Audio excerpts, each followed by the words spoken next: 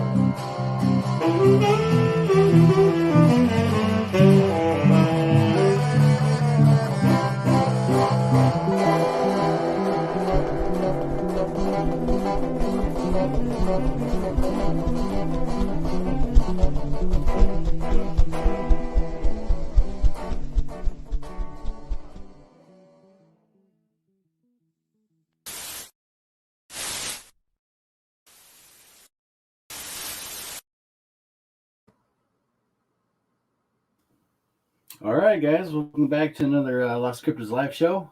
It is the late night, Saturday, of course. Got my co-host here, James, the caller kid himself. So, how's it going, James? How's it going tonight? It's going well. I'm done with classes for the semester, so I can do some more Bigfooting. Exactly. That's always a good thing. And I passed. That's more important. And that is exactly even better. Exactly. Icing on the cake to be go Bigfooting and start getting some good evidence this winter. So. No. The icing on the cake was getting confirmation I got my Ohio Bigfoot ticket because I didn't know for like a week. Heads up, people. James, the caller kid is going. And if I didn't get it, well, when we're on our next trip, we're going to have to go get internet access to go get it. Yeah, you're going to make sure you got it for sure. Oh, yeah, exactly. It's always a great event, very large event, and a lot of people go. Yeah, great speakers too. So yeah, we're going to open the mics up here in a little bit and, of course, have some fun and show some videos and some evidence, of course, and maybe get some opinions and hear some encounters, and see what happens. So yeah,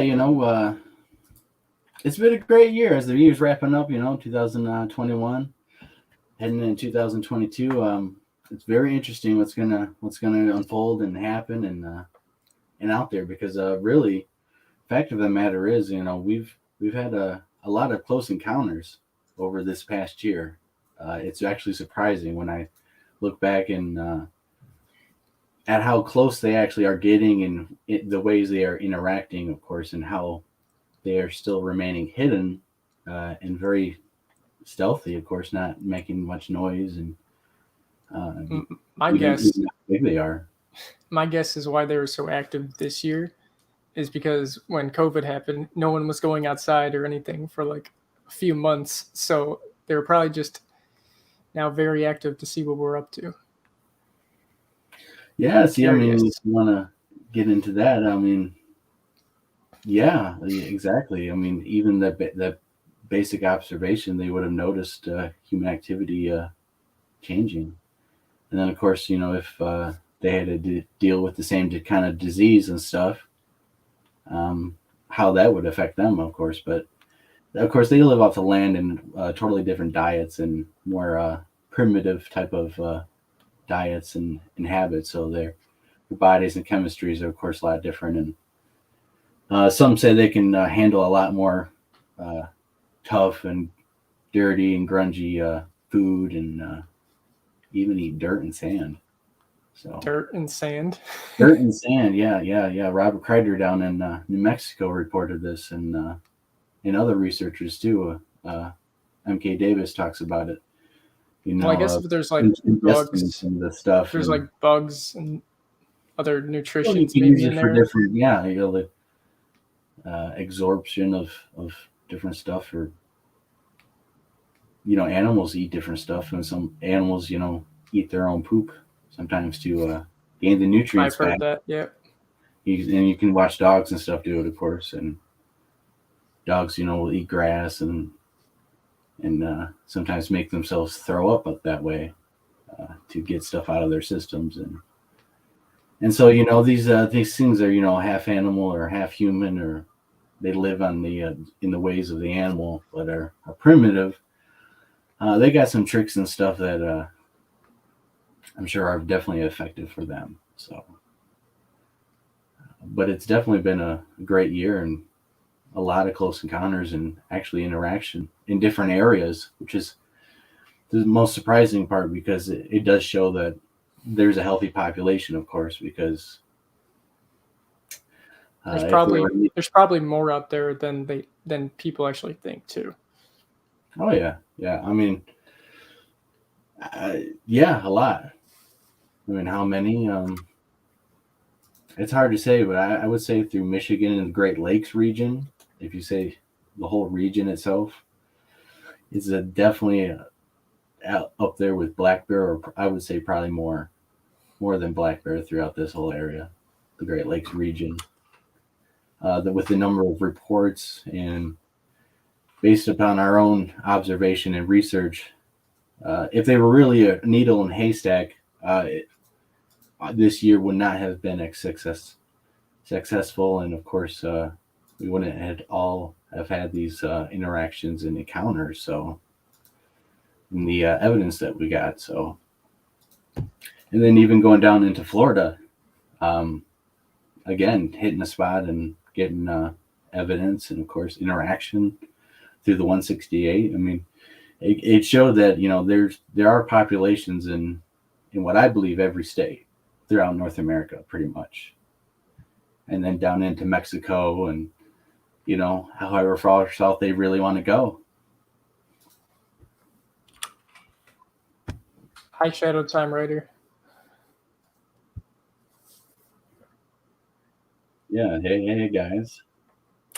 Thanks for Welcome to the stream. watching. We appreciate the time you guys take and listen to us, and of course chat about Bigfoot and all that. So but yeah, it's very interesting. We'll play some clips here of some stuff, and we got videos, of course, on the channel that show what happened earlier in the year, and being in environments. I don't even know what happened this year. I have to go and review. It flew by. It seemed like sometimes There's so much that I can't think of one specific thing. When we go, say, like we're in private property in Waterloo, during thunderstorms, and hearing the drumming on close to the cars at different angles and positionings around the camp. And then, of course, catching audio of something being pushed over next to my tent. Of course, and then, tracks and other interactions of rocks throws. I mean, that night and that weekend was pretty amazing. And then going to other places around Michigan, again, having the same type of activity. It does show a healthy population. I'm looking right now. So this one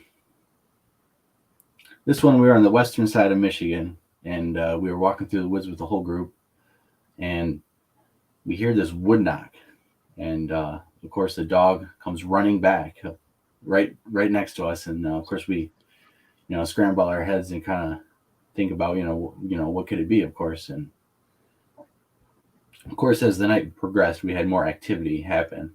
So take a look at this. This is a little bit longer version of stuff that has been showed before.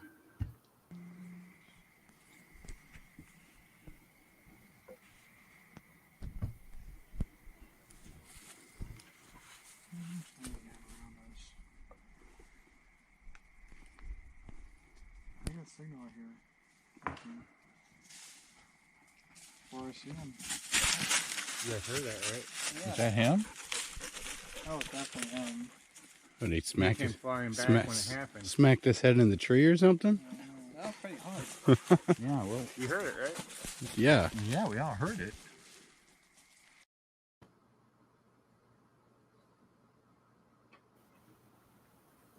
And of course, that was a pretty loud knock, very close to us as we walked down this pathway, this game trail, and of course, was on this whole river system basically, and it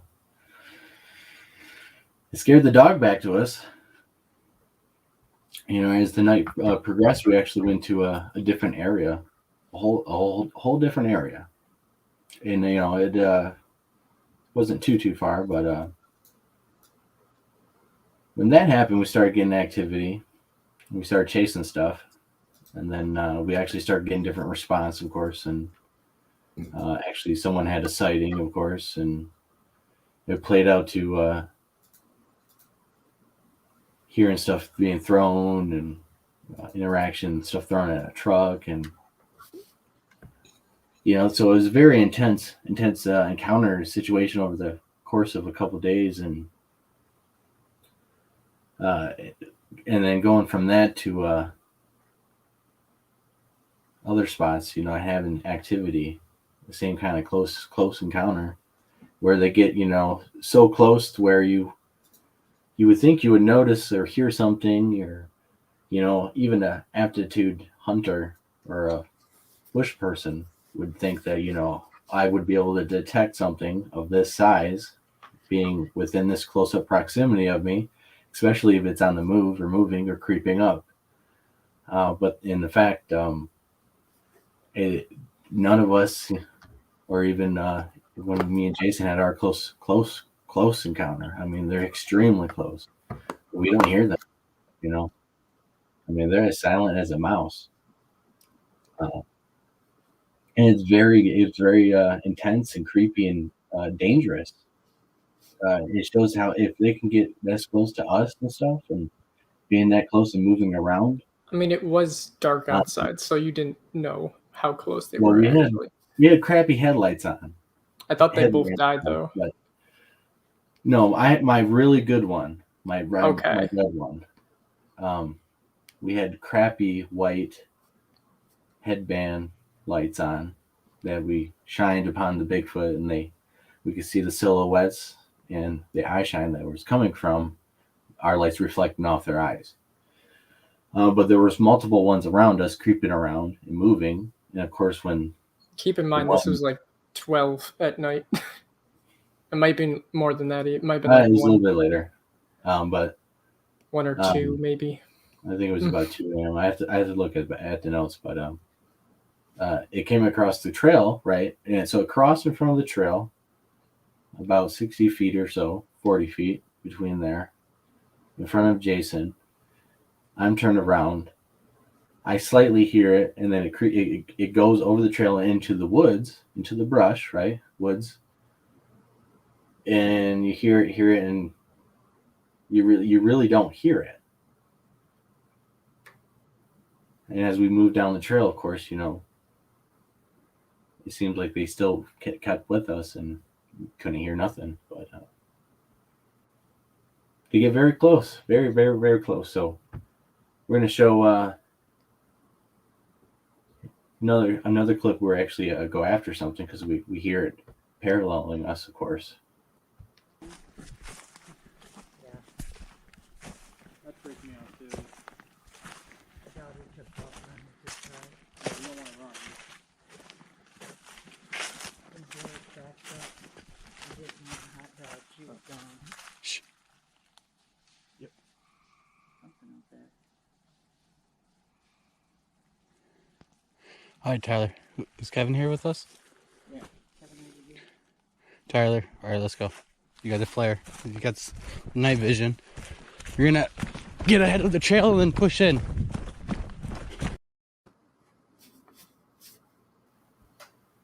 So that was actually the second time we heard the movement paralleling us. That was the second time we chased after this thing. The first time we were in a different spot. Again, set up with a flare.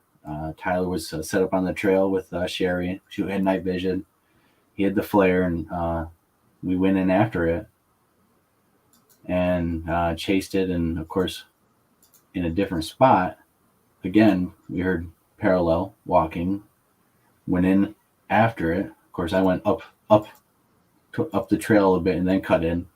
And people cut in right there, and then a little bit farther ahead. And again, we pushed it, and it went down into a gully to the river.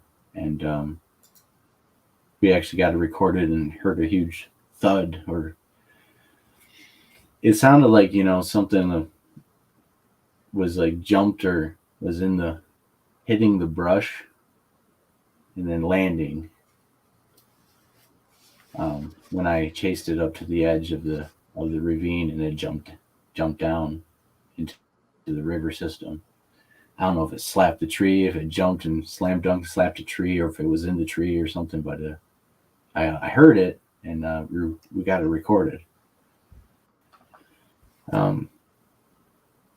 Again, normal animals don't do that. A deer's not going to follow you through the woods and play with you and parallel you.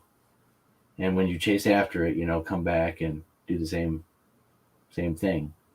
And then, you're gonna chase after it. If it's a predator, say a coyote, it's gonna run away, gonna bark at you. You would hear coyotes maybe alerting in the pack.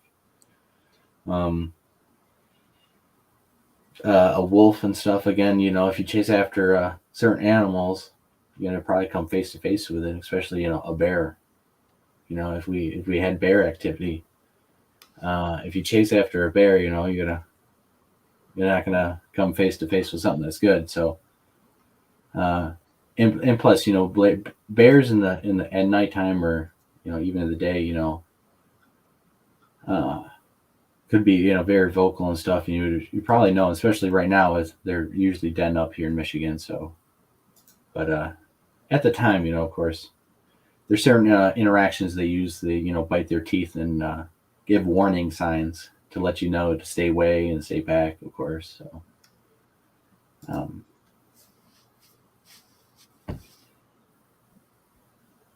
So here we'll show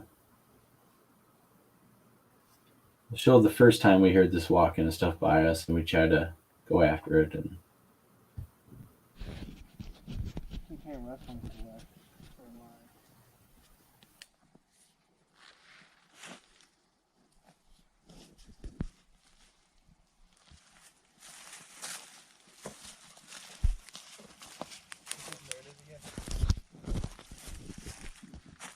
Yeah, something's following us.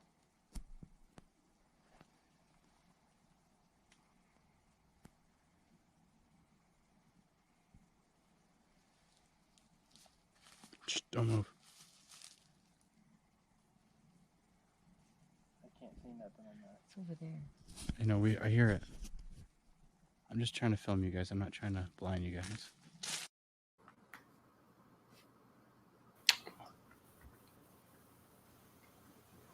Welcome back. yeah, I'm doing stuff on the phone at the same time. No, it's okay. I completely forgot of something I was supposed to do earlier. Uh-oh. It's not like that important, but like I was going to do it. It just hits you, bam, and then you're just like, uh-oh. Yeah, basically. Just remembered.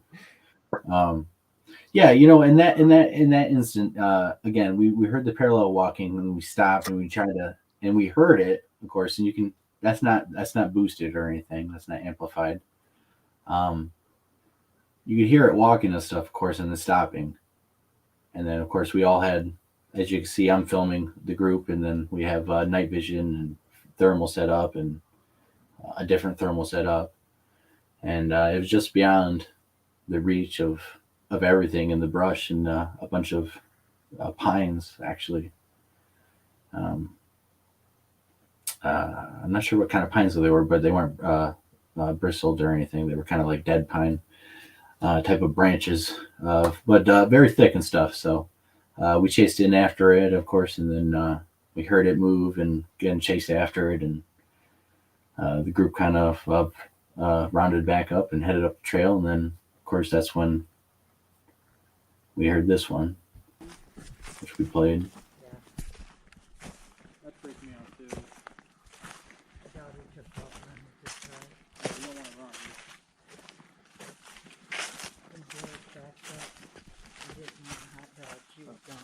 Shh.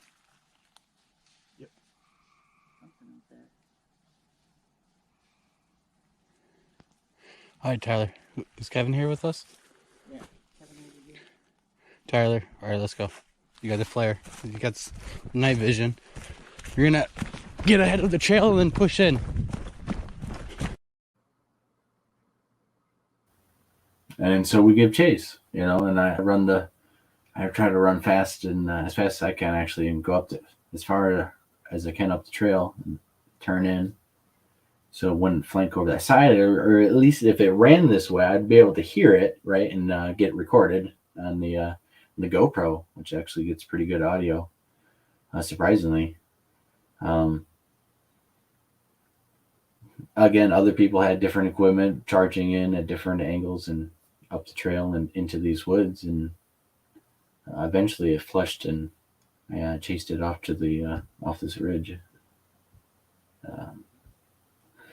And this was after the 168 and stuff, of course, and this was after I filmed the red eye shine, of course, and in an area where there was some activity and different weird stuff, and other people who had reported eye shine.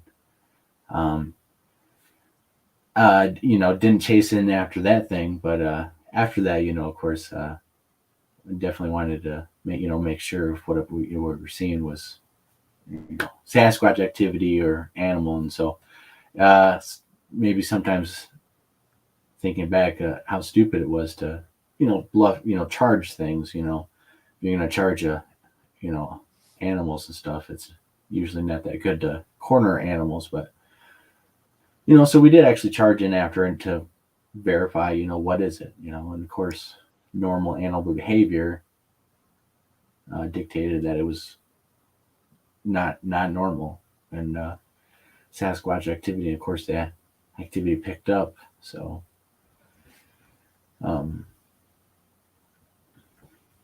here we got after this we divide, of course, and go split the group up, and we start getting responses, of course, that's following again, paralleling, and then I do some Native American words to it, and we actually get a response, and it's very interesting. That actually happened in Waterloo as well.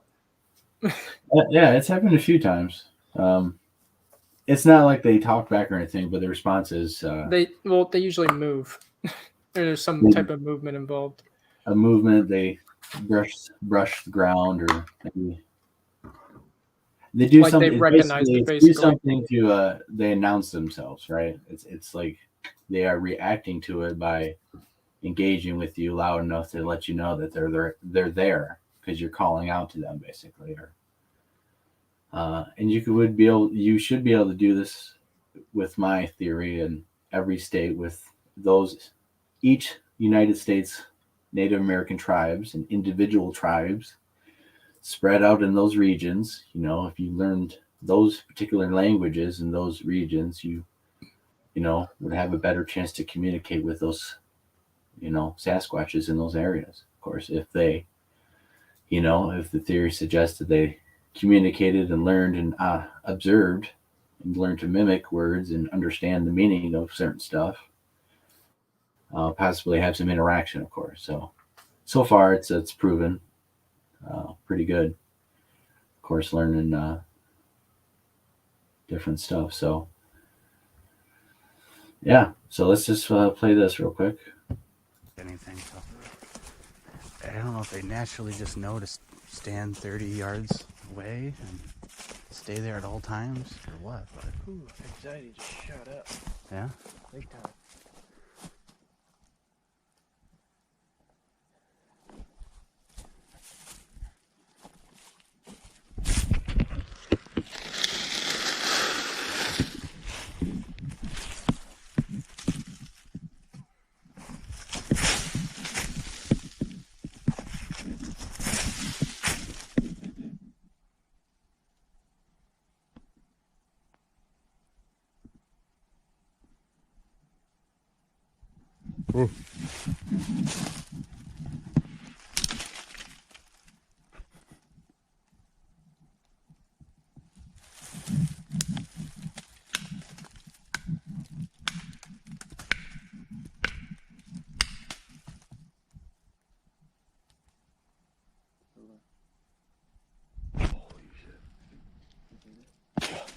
You know what I'm going after? Or you?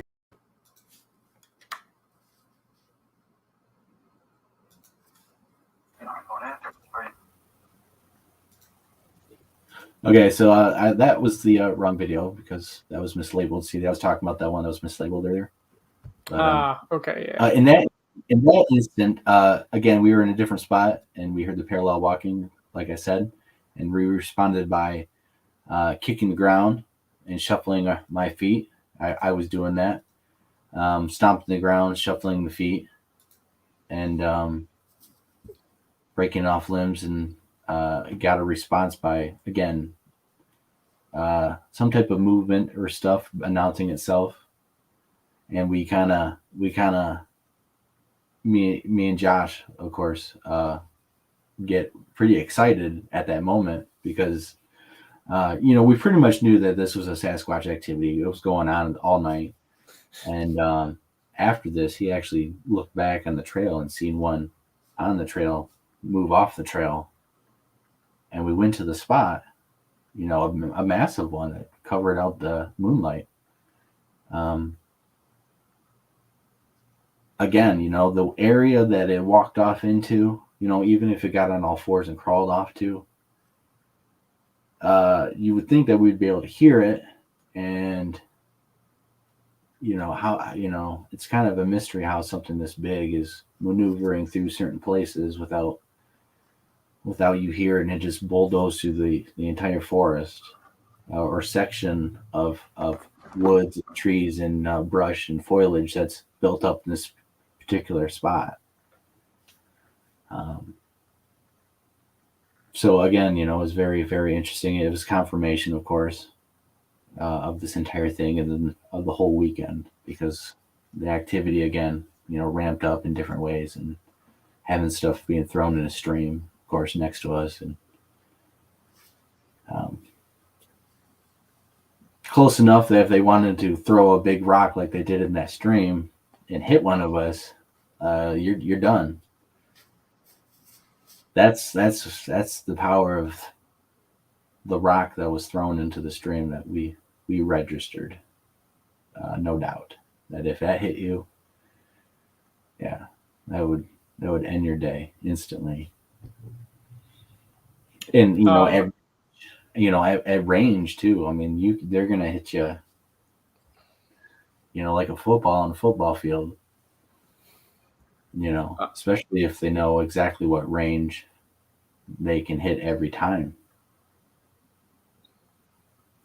at what position, at. So very deadly. I mean, very, very deadly creatures that we actually engage and go after and research that a lot of people do. And I think sometimes it's very foolish and dangerous, no doubt.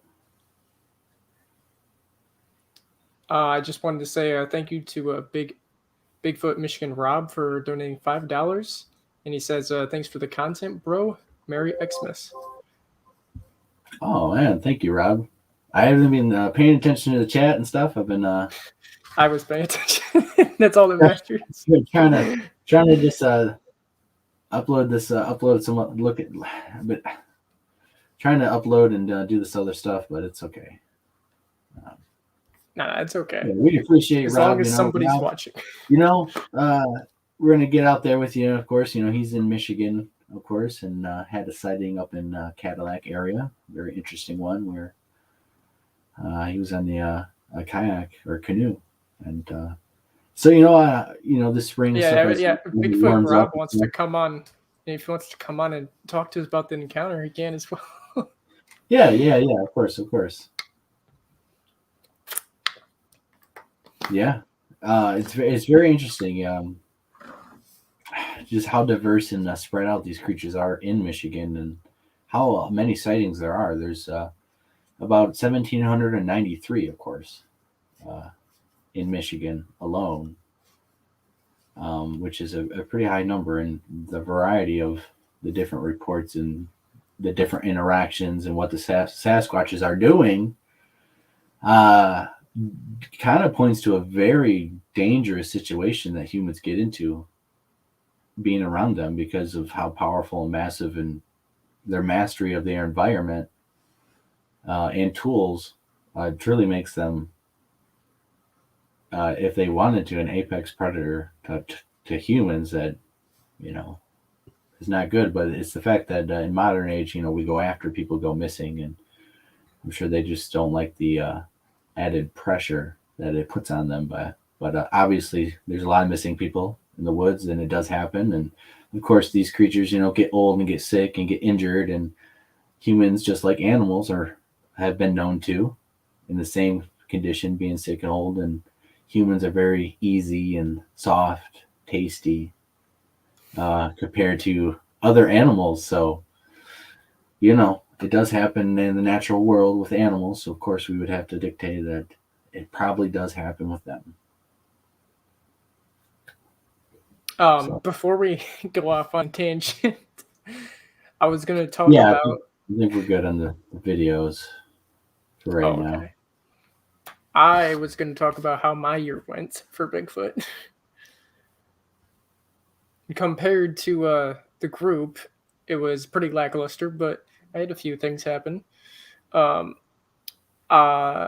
didn't really do much at the beginning of the year. I think I started to go out at the end of May, and that was with you, Josh, and Kevin. And we went to where we had our first encounter, and we just went to look at the area, basically. And then we discovered there was a rock that looked like Native American. I don't know if I forgot the exact what it was, but it was basically where that tree fell down, and we discovered there were rocks around it that looked like they're really old. Which I guess a rock is old, but you know what I mean. Yeah, the mounds that these rock piles, they're basically what they are, rock piles in the middle of the woods. They're stacked up, of course, and very interesting. There was Sasquatch activity, of course, the year or so before with me and you.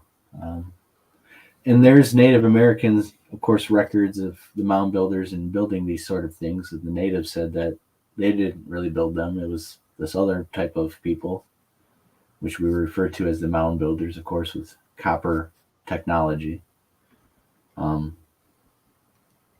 It is against the law to look into those or dig into that, or anything you find, you have to turn over immediately, and it gets taken away and shipped off and decided to do whatever happens then. So, well, must be a pretty good secret then, right? Yep. We didn't really have any evidence come from that area when we went there. Oh wait, no, we did have one thing. It was with that FLIR. Remember, we were Kevin, the FLIR, or you were FLIRing something across the lake. Yeah, I found the video from when I was just filming the area, but I didn't really look into it. But I'm pretty sure it would be very hard to see just in general without the thermal. Yeah, we would have never really noticed it. Maybe high-powered binoculars, maybe. But we were looking at it with the thermal. It hit it pretty good, and you can see it go up the ridge, of course, and it didn't really look like a deer.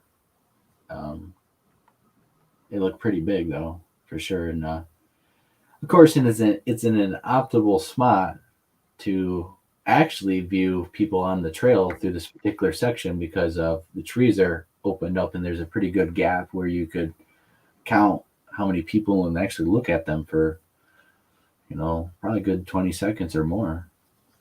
Especially if they stopped right there and got the look at the beautiful view, which most people do.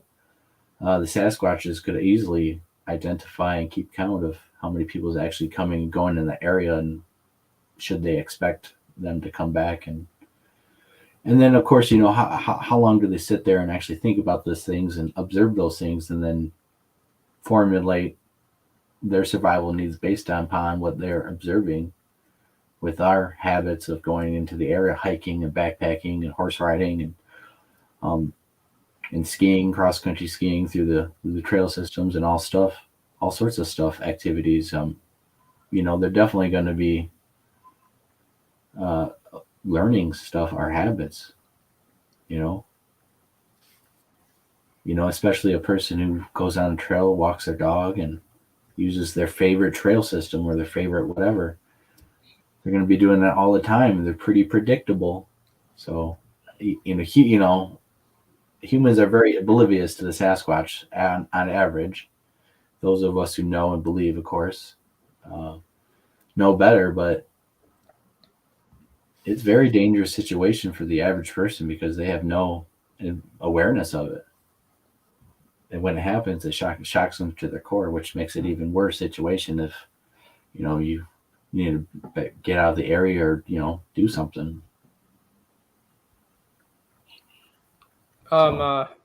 Shadow Time writer, I think, wants you to elaborate more on hidden in a crate someplace. But you mean the Smithsonian. But, oh, he's gone. Yeah, I think Blake was trying to say that any evidence you find that's towards a different hominin is going straight to the Smithsonian. And you'll never see it again. No. Of Native American origin or artifacts or anything related to that is actually it's illegal to dig up and possess, sell. Basically, you'd have to turn it over to verify it, and it's decided on what happens then. If you dug up bones of like dinosaurs and stuff like that, pretty much it's kind of the same stuff happens. You can have ownership, but it just depends on where you're at, and if you're on public lands and stuff or federal lands, it becomes different stuff that you have to pretty much waddle through the water and deal with. So where would they especially if you found something that really, really unique and really awesome and stuff, if it was very important, it would be probably hush hush, just like a body of a Bigfoot, But where would they put all the Native American stuff that you're not allowed to keep? Facilities and warehouses and just boxed away. Oh, okay. Just forever. Examined and gone through and.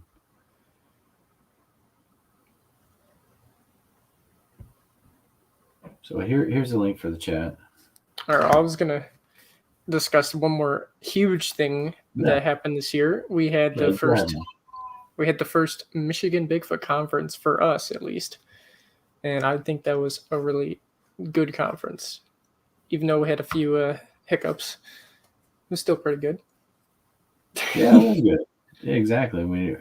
As you guys can see by watching the videos of the speakers and stuff, they actually was really good, and they knew what their course were speaking about, because those are individual researchers that have done this stuff and experienced stuff and even wrote books. Of course, as the last one was just Han Noor.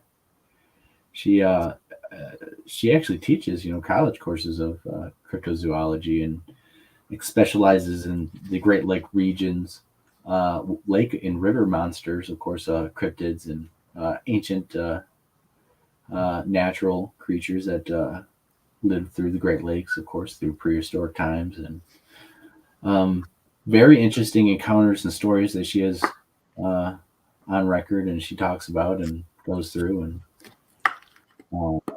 just another thing that's out there that's not Bigfoot related, but is talked about through the Native American stories, and even when the white people came over here, experienced different stuff.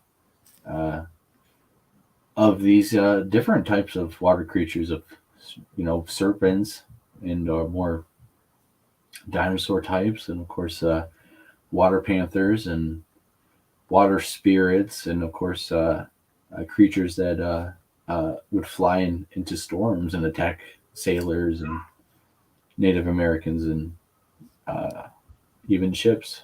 So just for fair warning, the kids are going to, of course, going to bed and a little rowdy, so they might make some noises, of course, but that's just how it is, of course, when you're having fun and it's time for bed. So Yeah, and then especially right after the conference, pretty much all of us in the group and probably like half the speakers went up to the UP, other and researchers. The bridge almost got blown up. It almost didn't happen. Yeah, that was memorable. Yes. I thought we were gonna maybe probably be stuck there for a little while longer, but luckily it got us through and got to the area and set up our camp, and it was a pretty good spot, of course. And yeah, we're like an hour. We're about like less than an hour away from the bridge, and they're like, "Oh no, someone's gonna blow it up," and we're like, "Awesome." Yeah, we get all this text and news, and it's like, "Oh, are you serious?" Right when we were so close, yet so far. Yeah, no, it was a good time. It was a very fun time with all the individuals who were involved, and very honored to have all the speakers and different researchers from around America, the country, to come and experience some of the stuff that we have in Michigan, of course. And again, it was another spot where we never even been to, and we had pretty intense and very close encounters of Sasquatch. Again, showing that if they're in all these spots and they're not too hard to find, there's a very healthy population of individuals in Michigan, and I would suggest the whole Great Lake region. The Great Lakes region is a very healthy ecosystem. I think there are lots of reasons on why we did find evidence so quickly. Yeah. Or not really quickly, but within a few days we were able to find some decent, or at least some what's it called? We're on the lead to it, basically. Yeah, I think we had Rob. He was a great tracker, and just a big group to be able to go out there and search the woods and find the right direction, as well as good transportation as well. ATVs, scouting material, scouting vehicles, even a drone. So we were well equipped. Yeah, even all that equipment and stuff. Of course, most of the activity happened at nighttime, especially when we were camped out in the middle of the woods, miles from a road. That's when the activity happened. Of course, in the evidence that we have, it shows that they were very close to us, very close to our camp. So hanging around, moving around. I mean, you heard some stuff during the daytime of some grunts. Yeah, I still don't know what it was. I went over in the recording next to us. I went over the recording. I still couldn't figure out what it was. I don't know if it's Bigfoot related or what it was, but it just was abnormal. Right. So the link's in the chat if anyone wants to come on. Of course, it's open to anyone and talk about Bigfoot encounters. Shadow Time or Bigfoot Michigan Rob wants to come talk. Yeah, anyone wants to come on, of course, we're free. It's a good nice Saturday night. We're starting the late show at 11 o'clock. It's easier to get the kids go to bed at this time, of course, and being Christmas and stuff, they're on the naughty list because their first time learning about Santa and being good and all this. I thought you were gonna say they found their presents and opened them. That kind of we had a close call. Oh no. No, yeah, they're pretty nosy. Just put them in the attic. They'll never look there. Oh, you don't have an attic. No, we got them in good spots and stuff. So, yeah, it's really good, and they're very honored and just love being a dad and watching the kids grow and interacting with them. And planning to go camping and stuff in the future and doing all this stuff. And it's really, really, really good and nice to have kids and stuff. And, anyways, We got a question from Shadow Time Writer asking if you've ever seen any strange lights up there. I think he's talking about the UP, but you could just say in general, in a sense, yeah, like UFOs and just weird lights blinking. actually Michigan has a lot of UFOs reported, and if you go through MUFON and other organizations, there's a lot of UFOs reported each and every year. And I actually filmed one that's on the channel, and it's a Michigan UFO, and it's about a year or so more. And it's great because you see this light flying in the sky. And it's as big as the plane. It's as big as the plane that comes into view, which is doing the standard blinking by law that it has to do. It has to blink with certain lights, and you see this object that is not doing that. And it is flying through the sky and very slowly, and it's a very interesting video that was captured. So yeah, it's it's an older video. It's it's gonna be a couple scrolls before you get to it, but it's very interesting. And it's very interesting because there's a plane to reference that comes into view, and it's I'm shot, of course, far away, and it's not the best. I wasn't that close, but you can clearly see that it's not a plane and it's something else. It's a unidentified flying object. So yeah, we have, and over the years I've seen different stuff in the skies actually. So yes, I don't know.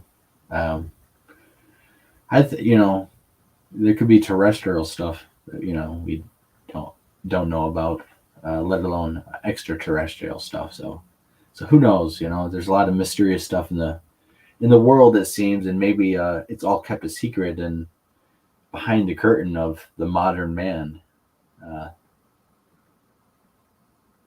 That's what it kind of seems like. There's a lot of reports of a lot of different cryptid creatures, and the Native Americans talk about little people, and we're gonna have a video talking about that, of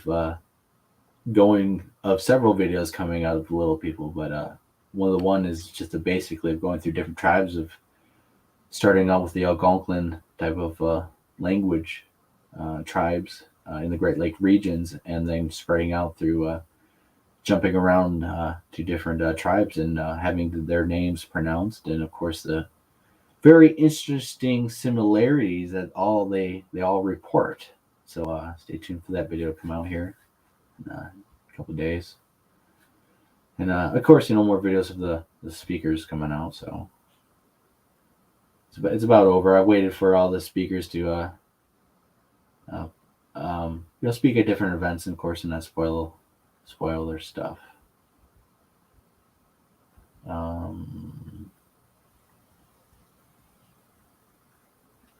Well, we hit a big milestone recently. We hit 1.5K subscribers.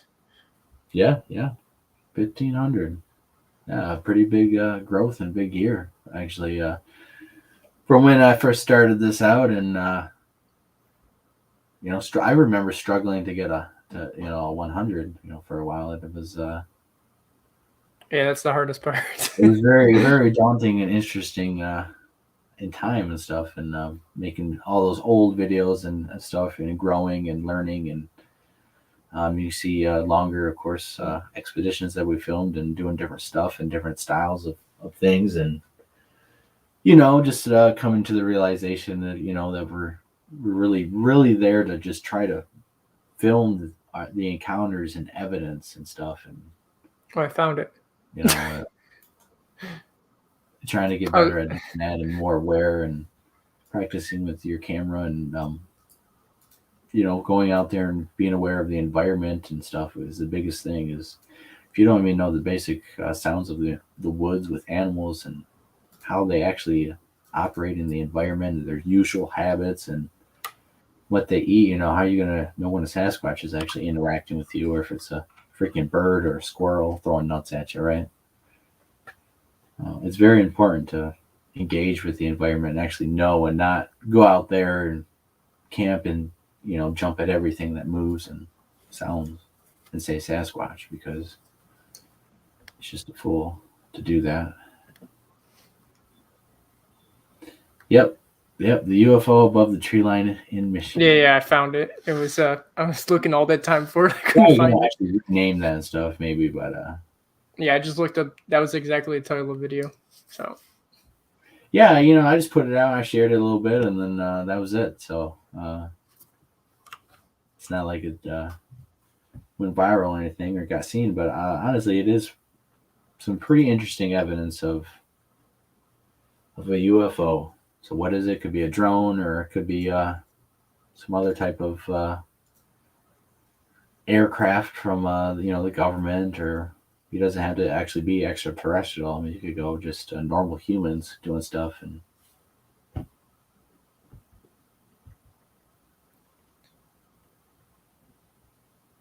so yeah. Let's do that. I'm gonna put the link in the chat again. Anyone who wants to come on, hang out, have some fun on the Saturday night. we got a question. Yeah. From Robert Den Doven, and he's saying, has there been any? Yep, you got it. Has there been any close to Detroit? Except I'm the one looking that's right at it. I can't read it. reports in Oakland and Macomb counties. Besides the one, yeah. That of course, that one's a more famous one, obviously, of by the airport. There's reports of them actually on the lake shores around that area, and then across the Lake St. Clair across to Canada. Right there, there's actually a number of reports, and then all through that. But there's some reports or suggested some nightly activities here at Belle Isle, where a nightly swim to the island could be possible when humans don't go there.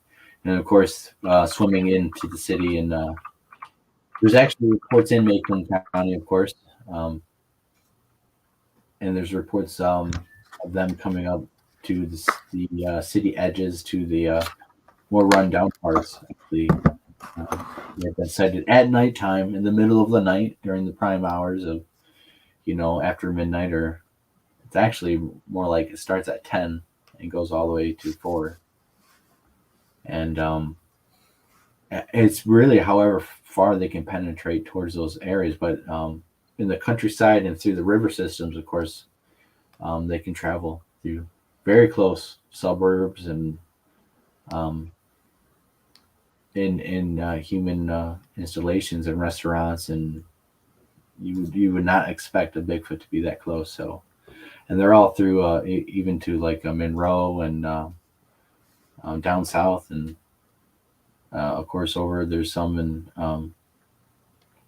in Ann Arbor area, all that through their area, and all the way up to the thumb too. All the way out through the thumb, all the way out to the other west coast, and of course the whole north, and then the whole UP. There's every county actually has a number of reports.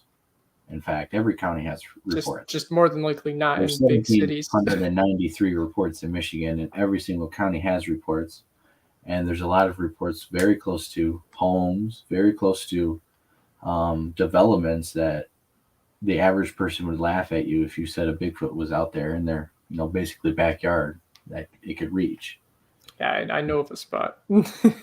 Yeah, but in fact, in other spots, just looking at the data that we've seen in the maps, and basically reading the encounters and what they do. I mean, and other researchers and other people in other parts of the United States in different environments, it's the same thing of them coming very close to suburbs and getting into suburban areas through little strips of wild area that is just enough concealment to for them to move stealthily in through the night and then retract before dawn, raiding for whatever they want, pets, and whatever they do.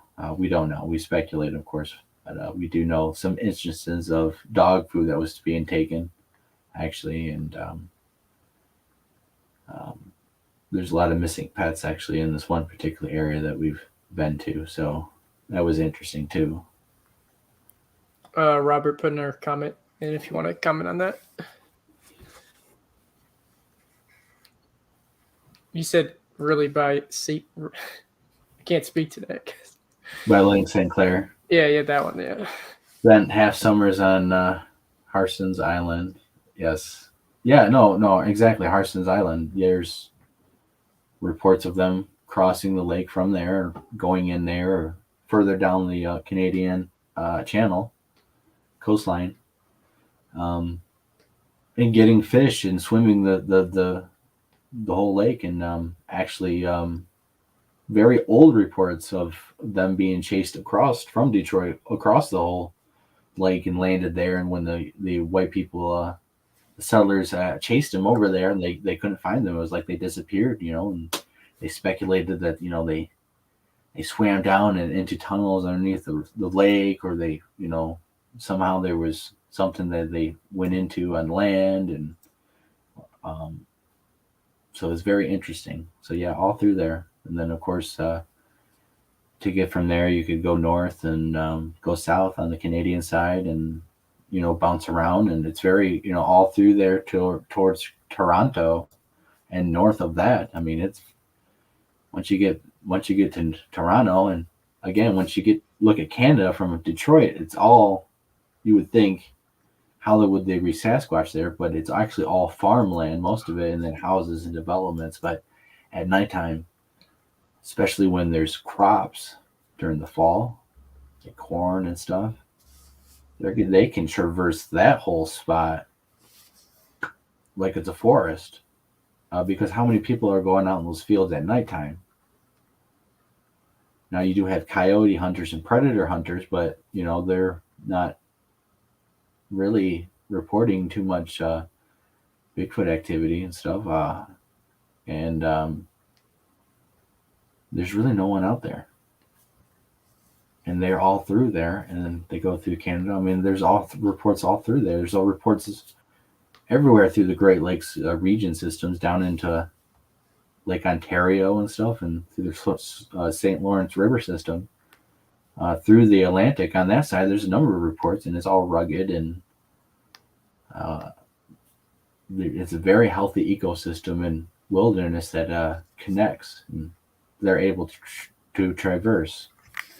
And that's from my data and research, and for what I've seen and experienced firsthand, and with James and the groups, it really is a population that's massive and is traveling through Lake Erie as well. It's traveling through the Midwest very heavily. Heavy, healthy, very healthy population. It seems like it is able to travel long distances wherever they want. It's amazing how they're behind the curtain that we don't see, we don't know. It's amazing. It just blows my mind sometimes. So there's probably reports from around all the Great Lakes. Yeah, all the way through Native American times. And there's more cryptids. There's little people. The whole regions that I just described, of course, there's little people, and they're called, different stuff. Of course, pugwudgies, of course, is the most famous, but there's a heck of a lot more and different spread of these stories of different cryptids and creatures and lake monsters. And I heard about one by Lake Huron around Lexington, the Bear Furrow. Yep. There's Bear Furrow has a number of reports here in Michigan, and Val has a database that has more reports than that it shows by far. And his reports show that they're in every county and a lot of space. They're surprisingly pretty much everywhere that you could go.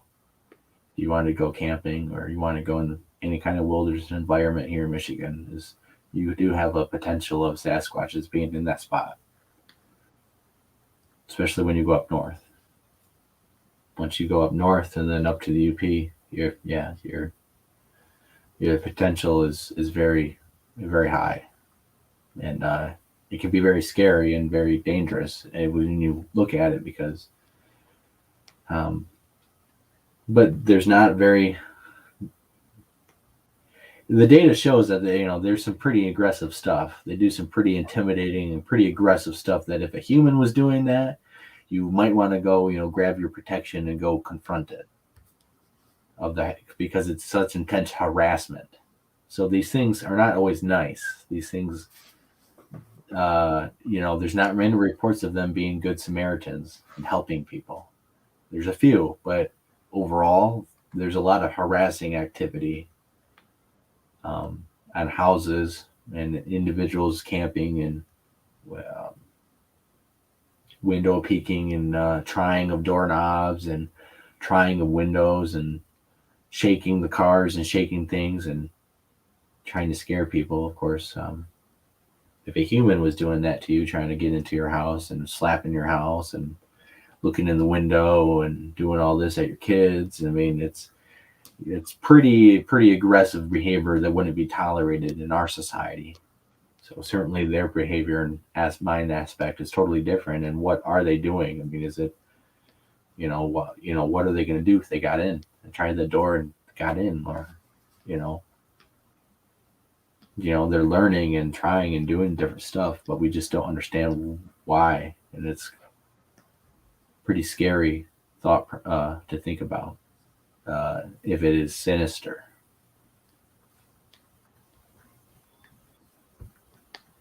So, yeah, Michigan and the whole Great Lakes region, the whole Great Lakes, Wisconsin to Minnesota, Canada, of course, even into New York. It's a huge, healthy, lot of sightings environment where Sasquatches are definitely plentiful. There's just no doubt about it. You can look at all the research done in New York, and especially in the north, the Adirondacks, and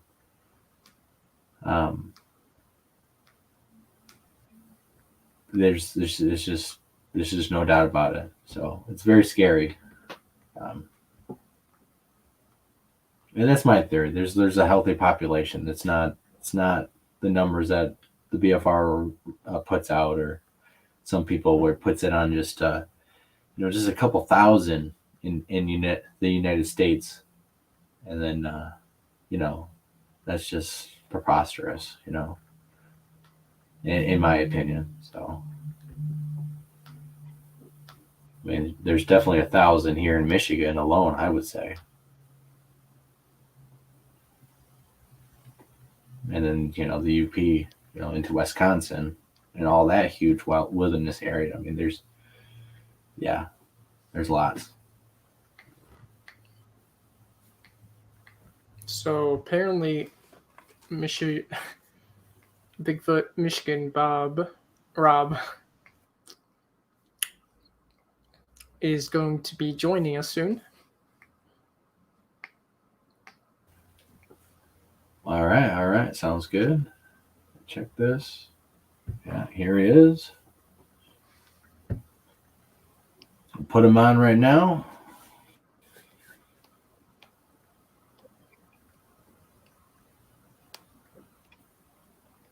Hey, can you Hey, hear buddy, me? how you doing?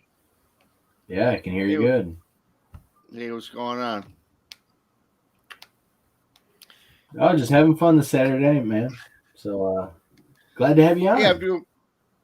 I'm doing pretty good, man. Hang on. Well, I do. Oh, I gotta fix something here. I can hear a background. Hang on. Yeah, no problem. Sounds like sec. somebody's got YouTube on or something. It must be on your end, because I don't hear nothing. Yeah, I don't hear anything either.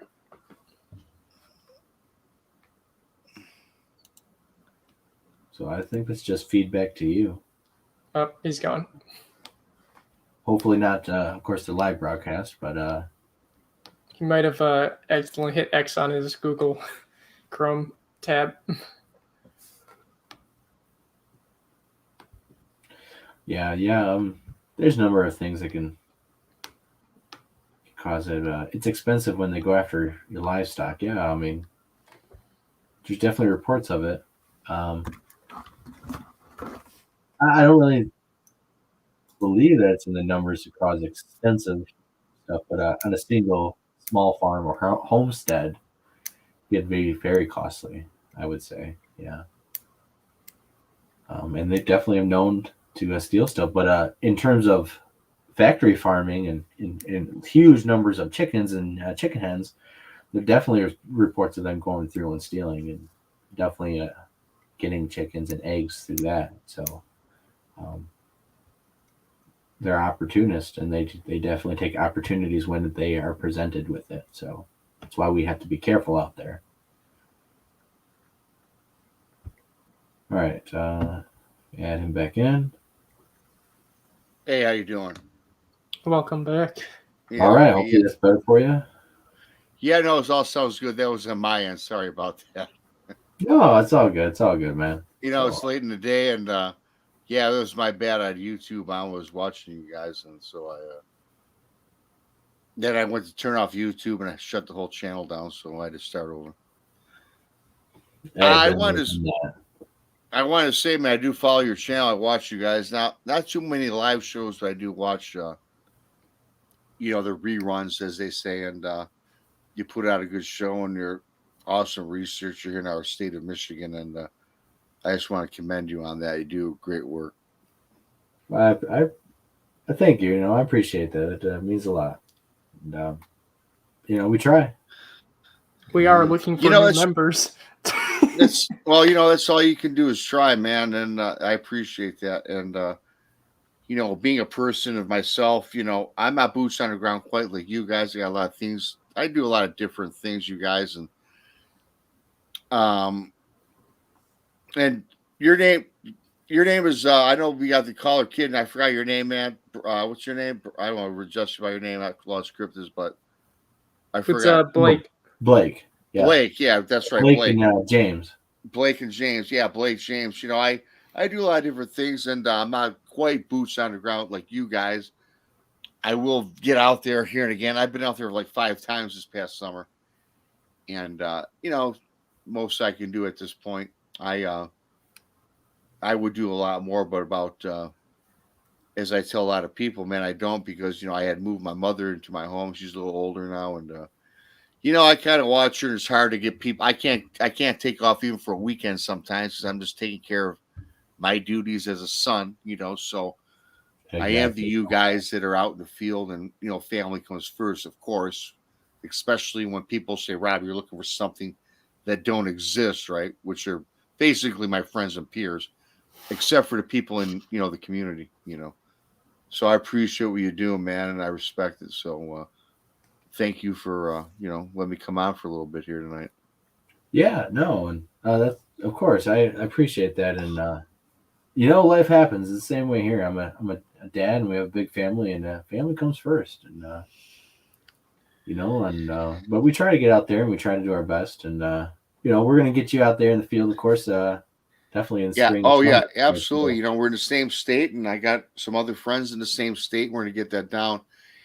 And I was just talking recently. I don't know. A lot of people. I had my encounter was in Cadillac, Michigan. And it was funny because about 3 or 4 days ago, the gumshoe guy, Val Zavala. Yeah, our best good friend. Yeah, Val. Yeah. In fact, he's been on the show twice. We've had a part 1 and part 2 with him, talking about the data and everything. And oh yeah. And the other day, I got this on his posting on his channel, or on his group on Facebook. Mm-hmm. There were prints in Cadillac, Michigan, in the snow that was in the proximity of where I had my encounter 3.5 years ago. And you might have seen it, Blake, but yeah, it was in the same area, and I seen that, and I'm like, wow, I had to comment on that, and that kind of took me not for a loop, but it reinforced my mind. Yeah, it's still out there. No, exactly, and it does show correlation because I mean, exactly because with your encounter in that fountain within the same walking distance, I mean, it's evidence that shows more of confirmation for you and for others. Yeah, it does show a lot of confirmation for me. I mean, well, first of all, I didn't need confirmation. I saw what I saw, right? Right. But it's Right. always cool when somebody in the community, I've gotten like tons of emails and messages and this and that from people that live in Cadillac that have seen maybe not what It's a maybe not what I hotspot for sure. saw, but something's going on out there. Which brings me to something I just have to bring up because I don't know. I'm still kind of reeling on this. I had a show on Thursday, this past Thursday, brunch with Bigfoot, right? We had Robin McCrae on. So we're going through the interview. I've never spoken with Robin McCrae before. I mean, via messenger, email to get her on the show, and got a brief description of what she does and that. And so midway, about 15 minutes into the show, Blake, it was like all of a sudden she stops the interview and said that. And again, people listening right now or later, take it with a grain of salt. Whatever, don't pass judgment. She was telling me that she's mind spoke with the Bigfoot that I saw in Cadillac, and she had made mention of the area I was at, the size, the color of the Bigfoot, which I never explained to her, and she told me exactly, almost to a T, explain what I'd seen. And I was, for the lack of a better word, flabbergasted because this woman said that this Sasquatch, he said his name was Delon, because in the interview she mind speaks with Right. Bigfoot wherever Yeah, she's we at. interviewed her, of course. Yep, yep. She And dude, man, I tell you what, but the only thing is I always had confirmation, but for a person to actually give me intimate details about my encounter. Now, if you watch my encounter, yeah, there's people out there that could say, okay, make something up and use that against me. right, right. I didn't find this person to be that way. I know she had been vetted several times by other people, and I found it to be, in my mind, true. But at the same time, I mean, what's your thoughts? I mean, do you think that have you ever encountered mind speak in your Nope. associations? Nope. And what do you think about it? Um, if it happens, I'll let you know, and hopefully I can. Oh yeah, Well, that's how I feel about it. I mean, um, as far as that, what I experience is what I feel is they can sense people and get a very good read upon people. That's my observation so far. But the mind speak thing is until it happens, until I can get a confirmation that it's actually Bigfoot and not some other type of entity. I would have to go through that kind of process before claiming a Bigfoot is mind speaking and not something else, because ghosts, you want to get into ghosts and UFOs and type of things, there's a whole type of people that say that happens all the time. So if you really want to digest into it, I would have to and the only really reason I bring it up, Blake, is because it threw me. Like we had the show on Thursday. Today's Saturday night or whatever. Yep. And I'm still. I mean, I'm a pretty pragmatic guy, and I always I'm a guy that says, hey, when someone tells me something, I believe them. I'm not one to go out and say you're not truthful, because I believe what I believe, and I believe most people are genuine.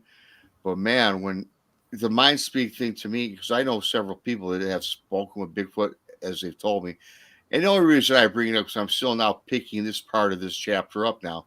It's like, wow. And the only thing that kind of set substance into my thinking was the fact that this woman doesn't market herself. She's not making money. She don't have a channel. She's just a researcher and a Bigfoot enthusiast, experiencer. And so I can see it was some guy with, a million people and they're just out there to make money. This person was genuine. So I've seen plenty of ghosts in my life too, but it's like, man, to hear this and to have it relayed back to me as such, it threw me for a loop. I mean, it knocked me off my chair. I was like, wow. And I'm certainly not going to say I don't believe it, because there were issues that were brought up that other people have told me. So I'm more apt to believe. I'm more of a believer in people than maybe it's me. I'm trustworthy, and that's why I bring it up, because it was just a strange experience. What were the issues, if you don't mind saying? No, the issue is mind speak. I am not sure I believe in it, to be perfectly Oh, frank. okay. And this person said that your Bigfoot was tall, 12 foot tall, reddish brown hair. You're off of a lake into a river, and everything was extremely accurate. And this person told me that.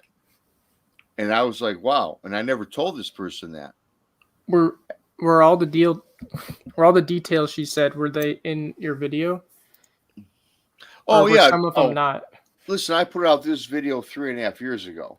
Now, before we get any further, Robin McCrae is my guest, and I am not disparaged. I'm not saying anything negative. She's a great, wonderful Well, woman. of course. No. If this is just Yeah. in I'm not going to put her in this place where she's full of shit. Excuse my language, because she's not. My thing is now my thinking is different. And some of the things that she did make mention of was never brought up in the video. Yeah, that's what I was trying to say. So, but man, and that's why I was really taken aback by it. Yeah. And Go ahead. no, go ahead. I'm still, now we're talking about it, I'm like thinking back, like, what wow. I was thinking is, there's actually Bobo himself from Finding Bigfoot. He actually has on record and gave interviews saying that when he tried to film a male Bigfoot, it mind spoke to him and actually said that he would basically kill him if he took the picture or video. And Bobo has been on record to say that. So it is very interesting that there are individuals in the community who actually has experienced those things. And Robin McCrae we've interviewed her, and she's actually from Michigan and stuff. And she actually spoke at our conference and stuff about a little bit more of the paranormal aspect of Bigfoot. And of course, I actually jump on there and we talk about government influence and theories a little bit. Yeah, Blake, the whole show encompassed. The whole show wasn't about the mind speak with me. It was, we talked government influences, we talked about creation, we talked about. We packed it all in 1 hour. She's going to come back. I do believe her. I think she's credible. It's just that, wow, I've never had this experience happen to me. I had a Bigfoot experience. Now someone tells me, reiterates what I've seen, and I never talked to this person. And my question to you, I guess, would be, you talked to Robin, so you must feel the same way. She's, in your opinion, genuine person.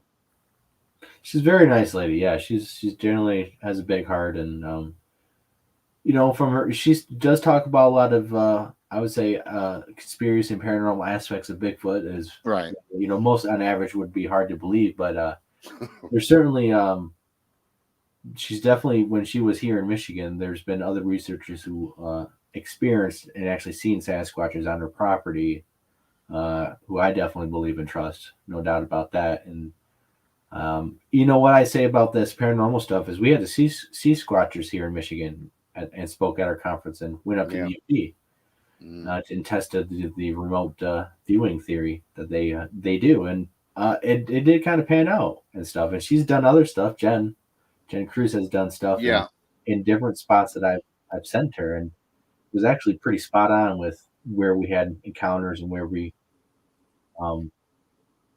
thought individuals were and throwing stuff at us. So I test it and see, and if we can get evidence of it, that just supports it. And that's what we should do, is get evidence of any experience that people are experiencing, basically. Yeah, absolutely. And actually, you mentioned the She Squatchers. They were on our show as well, and it's cool. Yeah, I watch you guys. Yeah, I watch you in Texas Front Porch, and of course your shows on Tuesdays with some great guests and stuff. You guys been rocking out. Yeah, we're on Thursdays now. We're on Thursdays at noon Central, and Texas Front Porch is Monday 6:30 Central. But what I was getting at too is that they were great guests, and so I was watching the She Squatchers, and they had this guy. Now I knew about Robert Kreider, and he was in Upper Peninsula of Michigan. with Yep, them. with us. Yep, that was our And with you experience. guys, yeah, I seen a video. In fact, yes, I seen you in the video. I'm like, I man, was this, in there too. hey, you know, I'll Yeah. give you your props. Yeah, I'm just trying to remember. I just seen this. It was about a month ago. So he's going to be on this Thursday. Robert That was Kreider's a going to be great on. show. Yeah, it's going to be a great show. And unfortunately, I got a thing that I do every. It always falls on the 23rd for the holidays, so I'm not going to make it. So Texas will be winging it. I'm kind of ticked off that I can't be there, but it don't matter. It's going to be for great. It's going to be a great interview. Oh yeah. Tex will do yeah. a great job, and so yeah, he'll be on, and that'll be great. And so I just love doing what I'm doing. It's awesome. I just love the subject, and when I can get out there and do a lot more boots on the ground research, I'll be really digging it. Yeah, we definitely want you to tag along with us. We're going to head up a lot of different areas over this next year, and we definitely want you involved. And we're going to have kind of open camps going out there and camping with us, and inviting different researchers, of course, if they can make it. And it's going to be very interesting. And yeah, Robert Kreider's a great guy. When he came up there, and we got some evidence and stuff that we caught on his equipment and different stuff that we're waiting for our buddy Jason Kenzie to release his documentary, and then we're going to show you guys some pretty interesting stuff in me and Jason's very close, intense encounter with evidence on it. So shot in awesome. 4K actually. So yeah, and even referring back to doing different research activities and being out in the field. I mean, we do our show with Tex, and he just got back from Brown Springs, and we did a show a couple months ago. It was about Brown Springs, and I don't know, Blake, if you've encountered this out in the field. So I'm going to ask you. So Tex has been researching in Brown Springs for probably 7 years. He has seen a dog man as a child, but Bigfoot in Brown Springs. Now, Brown Springs, for people that don't know, this is southeast Oklahoma, and the section that Tex investigates, there's a wide section of Brown Springs that is a dumping ground for the mob. There's been murder committed there. It's really, quite frankly, if you're a local, they will tell you that's evil. Brown Springs. There's a cemetery there. There are headstones that there's unmarked graves. There's headstones over grave plots with no names written on them. And Tex was a 100% flesh and blood guy. And the last, I will say, 4 to 5 months that he's been there, he's been getting things that, in his opinion, have been shape-shifting, or they've been pretending to see what he wants to see. In other words, he's looking for Bigfoot, and he's seeing things that are acting as their Bigfoot, and they are convincing in his mind that they are, when in fact he's starting to think now that they're actual other entities. Have you ever heard of anything of that nature? yeah. If you really want to get into it, it's the theory that they could be demons, Nephilim Right. demons. Nephilim, If you want right. to get into Bible and prophecies, the end times, it talks about the famous passages. The times of Noah will be the times of the end, and basically genetic mutations or monsters, and but yeah, basically they're demonic entities tricking you and messing with you, and for nefarious purposes. I mean, if you look at ghosts, that's why I don't research ghosts, because how do you know that's not some demonic force or entity messing with you? That's you're claiming You to be a just dead hope. person, or just Yeah.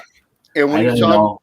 It well- rubs me the wrong way, and well, I Blake, do look at that Bigfoot stuff because I'm very observant, and I think and we don't Well- know what these things are, but And that's the thing, man. I When I think they're start, flesh and blood so far. But there's definitely stuff they're doing that's weird, I think they're, abnormal. I think they're flesh and blood with supernatural abilities. And again, Yeah. 3.5 years ago, I had an encounter, and I just looked up Bigfoot, right? And then I went down and then as time 3.5 years later, the rabbit hole has taken me in 75 million different directions.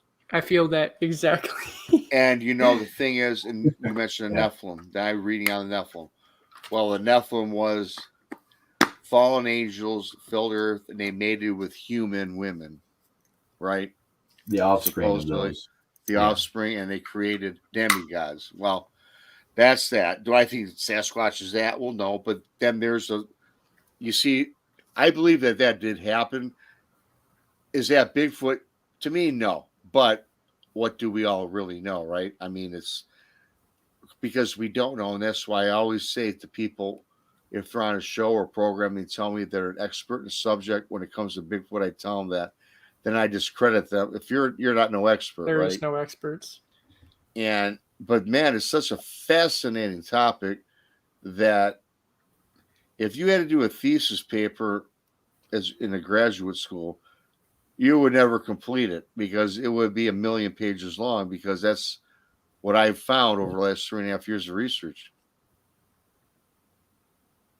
Yeah, exactly. And it's ever changing. No, there's no experts because at most, all we have is getting evidence of footprints and very small glimpses and these crazy encounters. But again, there's really not much evidence coming from that. Of course, there's nothing on film, and what we do have on film is not good enough to prove anything. But we all know who experienced that it's real, and we don't know what they are. We don't know what their habits are, what their daily lives are, what their routines are. We have absolutely nothing that we know about other than what they do when they witness an encounter happens and what they interact and do and what we experience out there. But and even like you say it's too, going to take another 50 years before we. unfortunately, we'll be old men. We'll never find out. And it's funny, at this rate, it's going to take a lot. At this rate, absolutely. And it's funny you just mentioned, Blake, about reports. My encounter was like unique, to me. But half the reports I read, I mean, this too, Blake. There's a Bigfoot crossing a road. They happen to see it, or they saw it at the edge of a wood line or on top of a ridge, and that's it. That's 90% based. Now, of course, you'll get reports, well, it came up to me and stuff like that, which is a minimal. And really, half of these reports that we get to look at and kind of explore are all kind of the same. You know what I mean? And that's why, at the same end, I believe it to be true, because if you have 1,000 reports, someone seeing Bigfoot, people just don't make reports up to make reports up, especially when the statistics now are so high that we have a nice sample to choose from, which leads me to believe that, yeah, people are seeing something, unless it's misidentification. Yeah, no, I think certain individuals, of course, are going to fabricate and make up their own stories. But overall, there's just too many data and reports that show consistencies and similarities, and the witnesses. A lot of them are traumatized and have PTSD, and you hear about these different people who are scared. We got several reports of families being very scared and considering moving. If it gets too intense, because their whole world has been shifted. Yeah. So, it's just crazy. It happens all the time. It happens every day, and people just wake up to this realization that there's Sasquatch very close to their homes, and absolutely looking in the windows, as that person reported. And I got to give out a quick shout out to my buddy Shadow Time Writer and my buddy Jackie Iron Dogger that joined. Well, Shadow's been here. I just seen Iron popping. Hello, you guys, and hello to everybody in chat. And and again, Blake, thanks for letting me come on and speak for a little bit. It's pretty cool. Yeah, of course. Yeah, we put the link in the chat. Anyone can really come on and chat and hang out, and that's what it's all about. Having fun Saturday night and a week before Christmas, and um, we might be on late Christmas night. Who knows? All depends. Kids will be sleeping and stuff, all tuckered out from playing with toys all day. So, Yeah. Well, You I know? know that on Christmas Day I'm not doing anything. My big excursion is Christmas Eve usually. Usually the 23rd to the 25th, I'm tied up with family. Then after that, I'm just chilling. yeah, all day is family and doing a bunch of running around and stuff. But at nighttime, settle down and stuff, and we might do a show, we might not. That depends, but Hey man, so let me ask you. yeah, So it's since fun. we're in the same state, and I want to kind of shift this just a little bit. I know you're a Bigfoot guy, but what have you heard about? Well, we're not just Bigfoot. We do everything. So Our main focus is Bigfoot is more plentiful and obviously easier to get evidence and interactions with. So that's usually why we talk about it more, because okay. happens more. What is your thoughts on over the Mackinac Bridge, Lake Superior? And I've seen some reports about underground military bases just south of the South Shore of Lake Superior. That I've read various reports that there's underground military bases that are conducting experiments on animals. They're conducting experiments on maybe making or creating military like dogmen. And the other thing is, I've heard another report at the bottom of Lake Superior regarding the actual UFO base, because Lake Superior has had a lot of UFO sightings. I know it's a lot to digest, but I just want to ask you, we're in the same state. Have you heard the same stuff? Yeah, I've heard of same stuff and seen maps and stuff that's been released. Very odd stuff, and it correlates to different stuff. But Lake Superior is very interesting. It's obviously the biggest freshwater lake in the world. Natives consider it a very powerful, magical lake, of course, and there's a lot of UFOs, like you said. Yeah, I would have to say that, of course, the government has installations, because we know about other countries having the same sort of stuff, and the military actually having, different installations, and a lot of stuff's kept under wraps, under secret. And the genetic modification we do know that happens, because we know that there's scientists and governments that use CRISPR technology, which is cutting and splicing DNA and repackaging it into different stuff. So we obviously have that technology, and what kind of level of it is under wraps and hidden from the public. So it kind of does, I definitely believe that. And there's definitely reports of bases, throughout Michigan, of course, and in a lot of states. We have the most powerful military in the world, the biggest budget combined, and we're America, so let's kick some butt, right? So Oh, you better absolutely. believe that we got some stuff, man. And if you found it or stumbled upon that stuff, yeah, you would, you would have a fun day at that point. So, and the reason I bring it up too is Lake Superior. About the I don't want to say the name of the wrong ship that went down Lake Superior. Was it the Ella Fitzgerald? The Edmund Fitzgerald, yeah. Edmund Fitzgerald. Yep, you're right. And if you look at that, because I've researched this, and the reason I bring this up is because there's not a shred of proof. There's no evidence as what happened. I mean, you can read the report of what happened. I think it was with the boilers, but this came out of nowhere. They lost communication, although other ships in the area had communications. Right. That, to me, I'm thinking that might have been something that wasn't quite natural, because I'm perplexed by it. I think something helped take that down, especially when they couldn't find it. Right. And it happened very fast. Yes. there's a lot of missing people in the Great Lakes region, on the lake, in boats, over the lakes, in airplanes, and all around on the land. And there's a lot of mysterious disappearances on the water and in the air over the Great Lakes. In fact, there's a missing person triangle of weird anomalies, and very famous in ones actually. But yeah, the Edmund switch drill, the theories, on that is, usually they say, obviously a big, huge rogue wave or some type of bubble action that collapses the boat instantly. But no one really knows what happened. And the odd things, like you said, is the communication loss and the eerie messages. And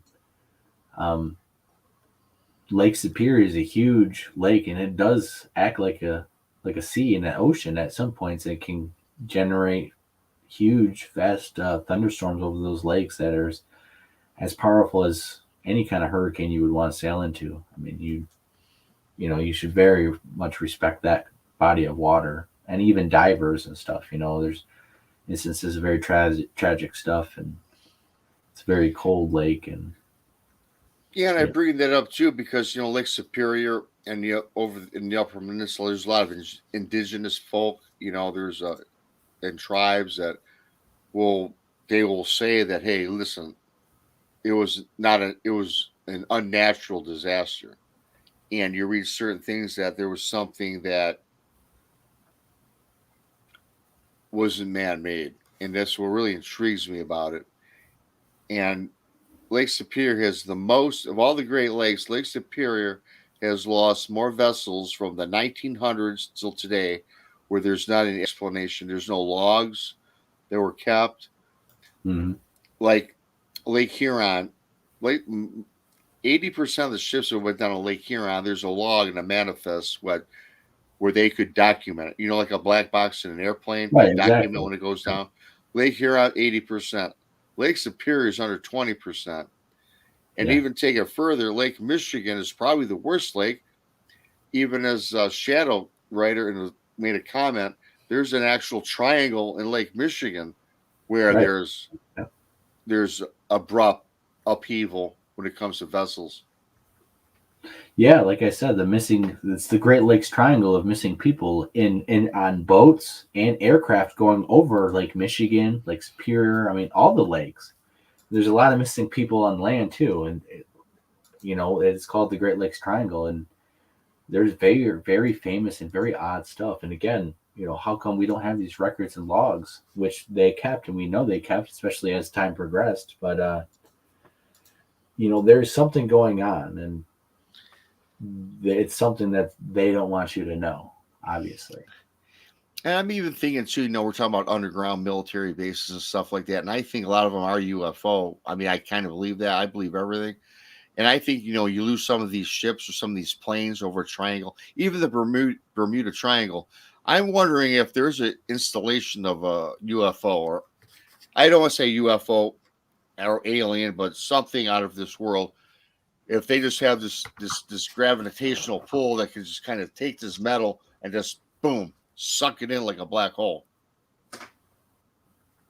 Yeah, we don't know what happens. There's a lot of theories on, even, portals and time vortexes and, getting stuck in wormholes and time wormholes and all sorts of, if you want to really get out into, quantum theories and all these, multi-dimension theories and all this stuff that's coming out and that scientists are actually thinking about now, the possibilities of, we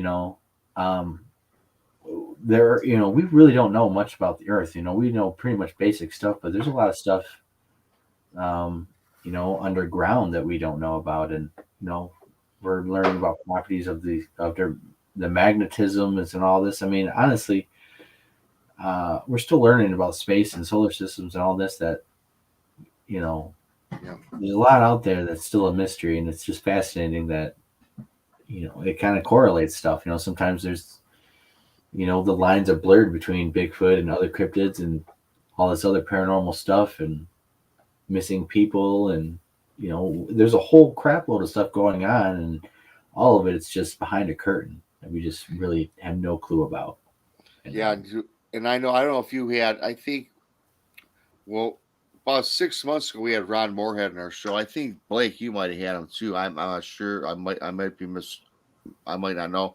And he's a respected guy, and he was telling us on the show that he does believe in the theory. He wrote the book The Quantum Bigfoot. Yep. Yep. And I read the book, a fascinating book, and he talks about the portals. They come in and out of portals, and he thinks that they actually could be part of the Nephilim, and he also thinks that they have an association with outer world beings. And this is coming from Ron Moorhead, and it's like, man, as I'm talking earlier, we just don't know. We have no clue. We have 1%. We have less than 1% of what is actually going on out there. If it's not pure flesh and blood, we don't know what it is. Yeah, it opens up a lot of doors, mysterious doors that is even more immensely crazy than a flesh and blood Bigfoot. So if you go down those rabbit holes, I mean, it's mind blowing and scary too. Because it's a mystery. What is it? What exactly is things going on? But they're definitely real. And what we hear at the Lost Crypt is we believe in other things that are real and are obviously what people are seeing. And little people. A lot of Native American tribes talk about the little people, and it's very interesting that some of the stuff that they talk about them doing in the same habitats as Bigfoot, but they're certainly not the same creatures. And they talk about lake monsters and river monsters, of course, and things that seem to blur the lines between spiritual and natural. And a lot of that is not taken seriously by the academics community or scientists at all. Even Well, you know what? It's just myths and and legends and make believe. No, and you're right about that too, because Robin Moonshadow actually studies little people, and a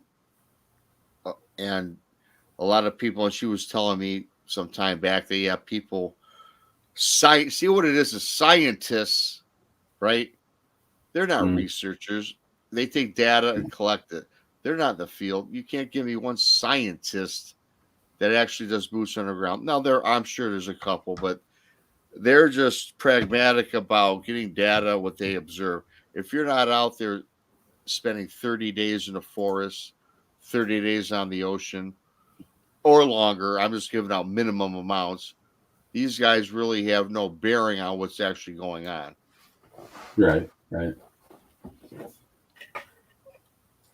No, well, there's some interesting stuff because there's some stuff that they're discovering and stuff, but they don't go in search of Bigfoot, and they go to study normal animals, or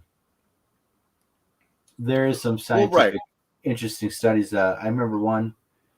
I can't remember his name right now, but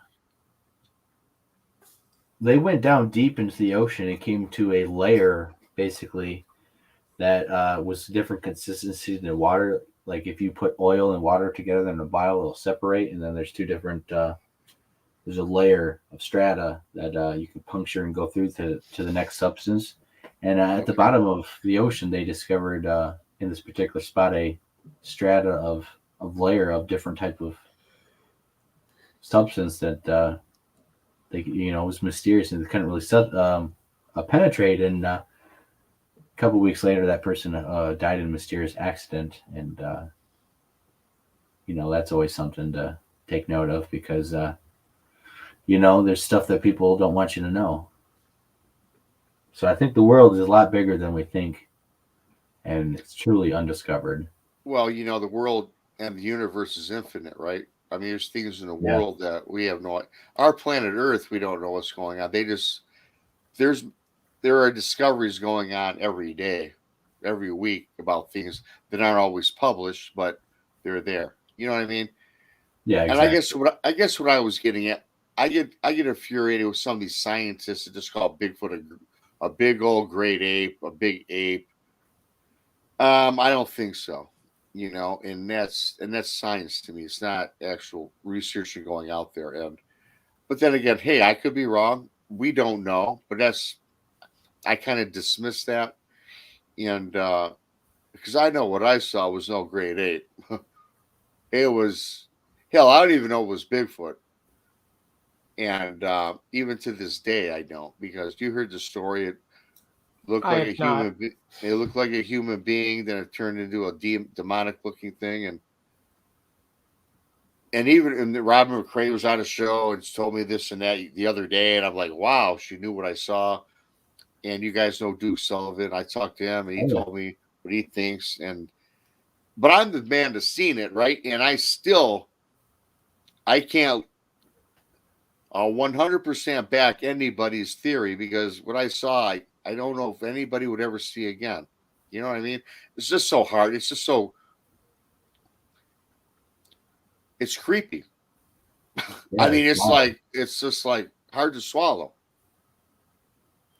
Yeah, and I'm definitely hoping for a daytime sighting, clearer view, like what you've seen, and get a Yeah, same. very definitive look. Right. I've had a couple glimpses, of fleeting glimpses, but it's not good enough to, be there in the open. But at nighttime, I've had a lot of confirmations and very close encounters, and of course, seeing the silhouettes and the eye shine, and Yeah. the video that's going to come out soon. Yeah, we're we had this whole briefly, encounter. and It's real, just crazy. It blows me away. it is crazy. And real briefly for the All color this. kid, I can't give the whole story because it takes too long. But basically, I was in Lake Cadillac and I was fishing. Yeah, And don't give the whole story. Just give a I'm generalization gonna give a of it. generalization, man. I was fishing in Lake Cadillac with my girl back in it was June 15th. I'll never forget it, June 15th, 2018. 90 feet from shore, something's throwing rocks at the boat. I look up, I see about a 9-foot creature, reddish brown hair, staring out at me with his arms extended, parallel to the lake. And at the time, it looked like a person with Down syndrome. And then it opened its mouth, yelled, screamed, and roared in unison, and his face turned from that Down syndrome looking person into a demon. I'd say demon, because all of a sudden the face contorted. It looked like night and day. Yelled. I got hit with infrasound that I know today probably was. My girlfriend fell off the boat. I'm paralyzed. I can't get her out of the boat because I can't move to my right. And I'm looking at this thing through a filter. It's all black and white. And I'm like, time stopped. And I'm just trying to move. And I can't move. Then I snap out of it. Then I can see clearly. I get my girlfriend back in the boat. And then the scary thing is I look ashore, it's gone. And she and I sped off. And then on August 15th, exactly to the date of the encounter, she passed away 2 months later. So I was really like in a dark place for like a couple of years, man. Because I thought Bigfoot or whatever killed her with the infrasound. I don't believe that today. But you didn't want to be my friend after that, because I was like total dick for like a year and a half. Because I did not know what happened. I thought it was some demonic force that just took her from me, man. And now 3.5 years later, hey, you know what? I do my research, I read, I talk to many people, have the show, I got a lot of support groups and people, and now I know it wasn't Bigfoot that killed her, but it was such a traumatic thing for me that, man, I went and talked to a shrink, man, for a couple of months. I know I didn't know heads from tails. My business, I didn't even go.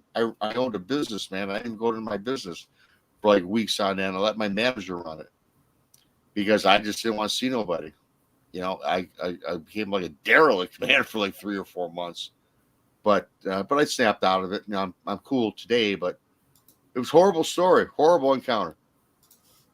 Yeah. Were you in a boat or like a canoe or? I was in like a small little like bass boat. It sat probably 6.5, 8 inches right out of the water. But the thing, what I didn't make mention of, this thing when it yelled and screamed at us, a wake was like formed. There was no boats around, so there was waves hit the boat. My girl was 102 pounds, 5 foot, 102 pounds. Boom, fell off the back. So it wasn't, it wasn't like a big, nice 18-foot Ranger bass boat. It was kind of like cheap job, $50 rental that I picked up down in town. Okay. Yeah. Yeah, I mean that going through that is very traumatic, and the encounter itself, again, getting hit with infrasound. A lot of people talk about it. I mean, you said you were paralyzed. So how close were you? I know. I I think was like like, You said 90 feet away. yeah, I was like 90 feet, man. I that's could see that thing. that's a big difference to get hit with. You would think infrasound, which is You a would think. sound wave of pressure hitting. Mhm. And that's again another theory. I don't think that it created a wake, but then again, man, it's like, Oh, is not that a wave, but how it hit you at that distance of yeah. infrasound. But if you compound that with the fact that waves came toward the boat, and like I say, Blake, there was no boat within 200 yards of us. There was no. It's not like a boat came in front of us, created a wake, and as you mentioned with the infrasound from 90 feet. Hey, I don't know. I just to this day I don't know. Like you So, say, No, that's weird. so you said it had its arms out, like well, no, just raise his arms, like this. yeah, yeah. Do you know why? Hell, I don't know. I didn't ask him. Okay, I don't know. I just find that strange a little bit. So Oh, hey, it's just crazy. But I saw what I saw, and that's what it is. And and why, when it roared, his hands were at the side in the very beginning. But when it yelled, it kind of like went like that, right? As it opened its mouth and roared, it raised its arms. It wasn't standing like that the whole time. It was at the side. It took about, it seemed like this whole encounter took an hour, but I bet you it was over in under 30 seconds, 25 seconds. So it was just nuts. I'll never forget it. And this is the way it goes. And that's why I do what I'm doing today, because of that. Because had that never even happened, hell, I wouldn't have a channel. I wouldn't have a show. I wouldn't be doing this. And it's funny how your life changes with certain activities. Whether it's Bigfoot or it could be in a car wreck, you could anything that could happen, so and people's lives go different in different scenarios. So seems like Blake had to go tend to something. yeah, you probably did. It's a good time to shut it down because I'm getting kind of tired. I've been up all day and I gotta take out. You guys keep the show going, but man, Yeah. Thanks for coming on. Thanks for having me on. Tell Blake thanks, and I'm gonna get a little shut eye here in a little bit, and which will probably be 2 hours. I don't sleep much anyway, so Yeah, me too. I'm a night owl. I'm a night owl, man. It's 1:00 in the morning here. I'll probably be up till about 3 in the morning. So, well, you guys have a good one and have a Merry Christmas. All right, you too. Have a good one. Thank you, man.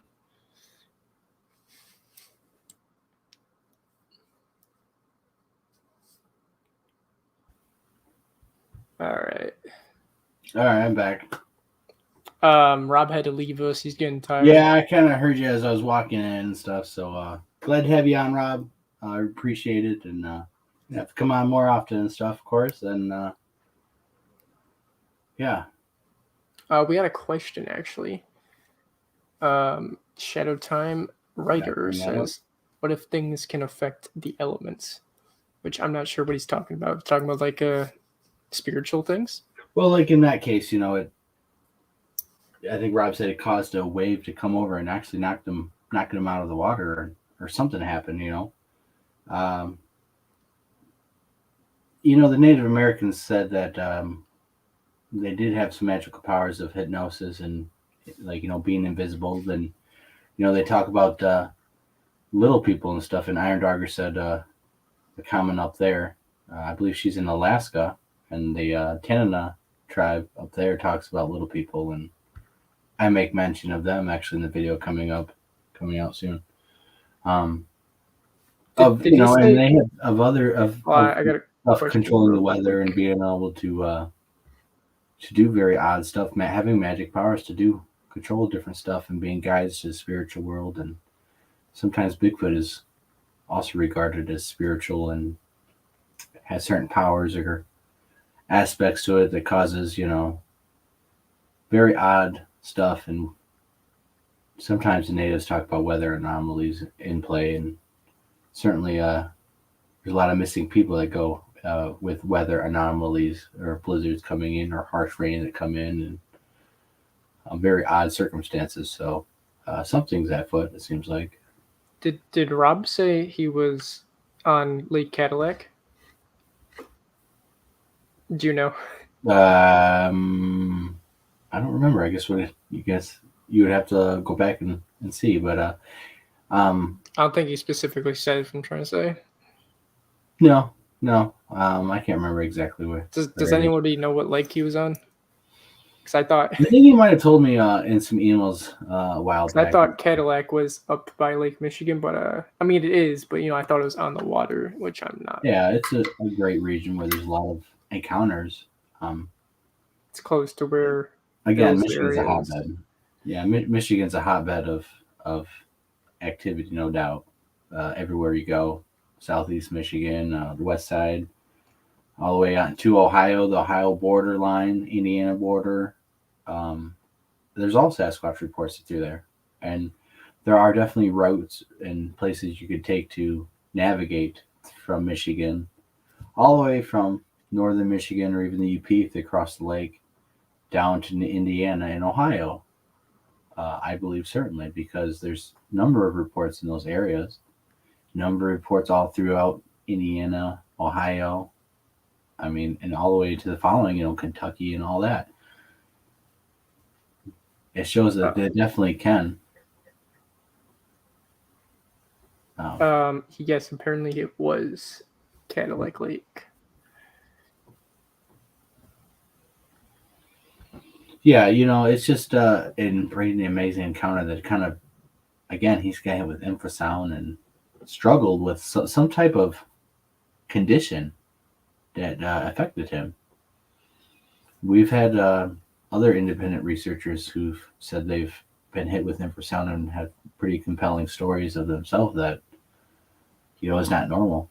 And we've been out in the woods and experienced some stuff, silence and some different odd feelings. And I've been with people who's, all of a sudden the anxiety shot up and all this and that. And then we did have Bigfoot activity, but, infrasound is a sound wave through, vocalization.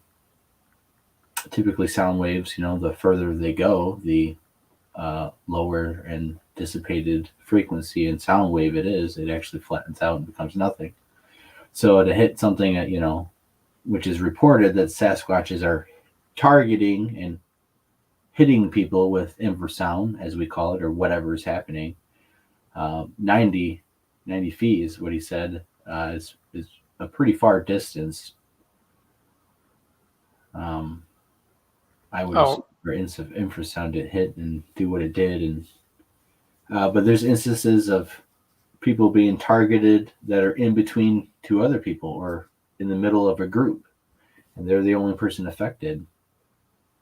It might also come down to each individual person's physiologically and chemistry and how they react to it. It might be certain individuals out of the population are affected by this, while others are not. I mean, and then a variety of the degree it affects people. I mean, we just don't know.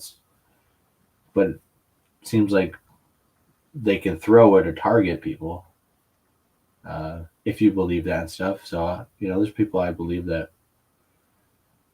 have experienced it that I would say that, something's going on. It also might have been Lake Mitchell, which is actually connected to Lake Cadillac. All right. Have fun, Iron Darger. She's going to have some fun. She's out there in the middle of, Alaska and stuff. And she's done a number of interviews, and she's on Bigfoot Odyssey and helps out with Daniela, and has done sled dog racing and sled dog stuff up there. And, in an awesome place that Alaska is. I've always dreamed about, going up there and living up there and stuff. But you have really?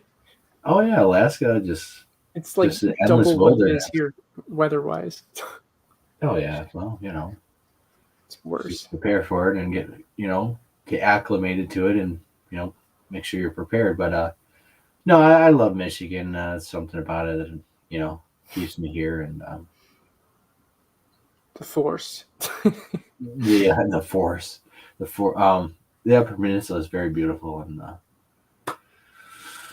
yeah. So I have a lot of Bigfoot research time put into Michigan. 18 years. So it's so getting around, getting to know everyone, and going around, and the goal of the Lost Cryptids is to get evidence of encounters and evidence to showcase, of course, but spread awareness.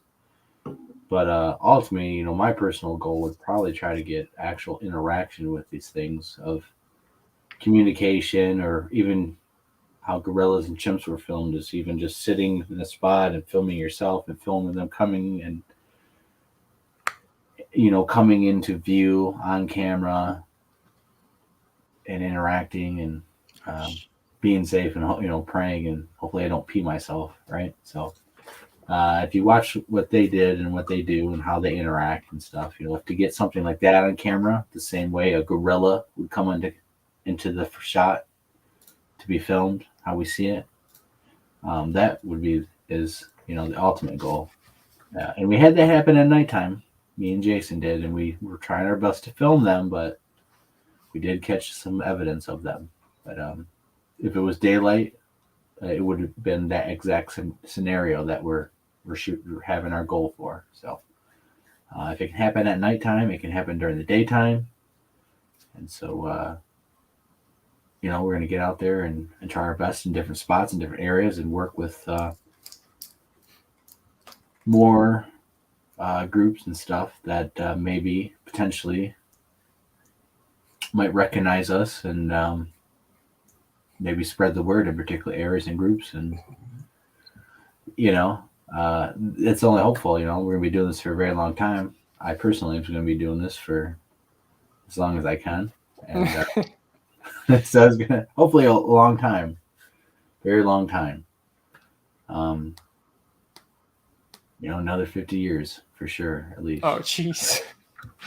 So, unless they release evidence of Bigfoot.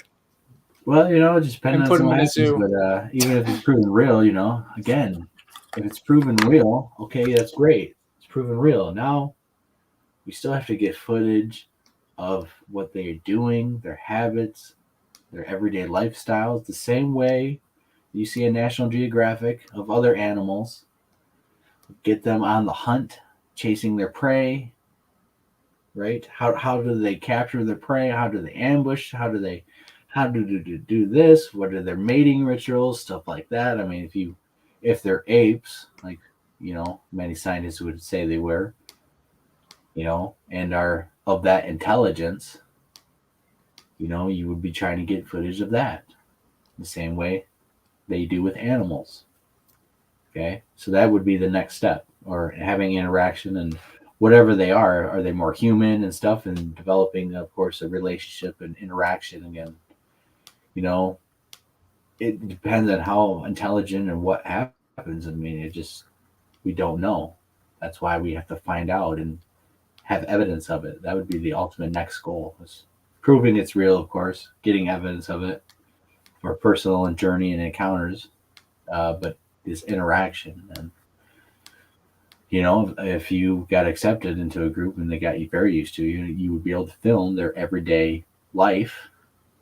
If like we do with gorillas and chimpanzees, of you're hanging kind of back to the side and you're filming what they do, and then try to keep up with them.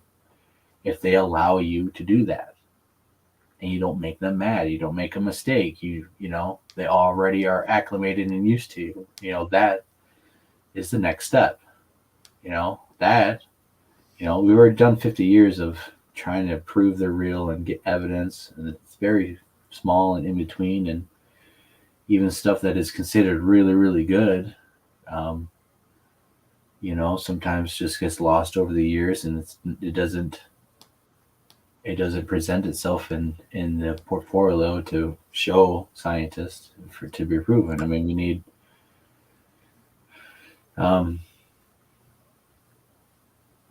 to come together as a community and get better evidence and showcase and try to present it and verify the best evidence and really show scientists and work with local scientists and stuff because it's out there. I mean, if average Joe, me, and James are getting evidence and trying to do stuff, I mean,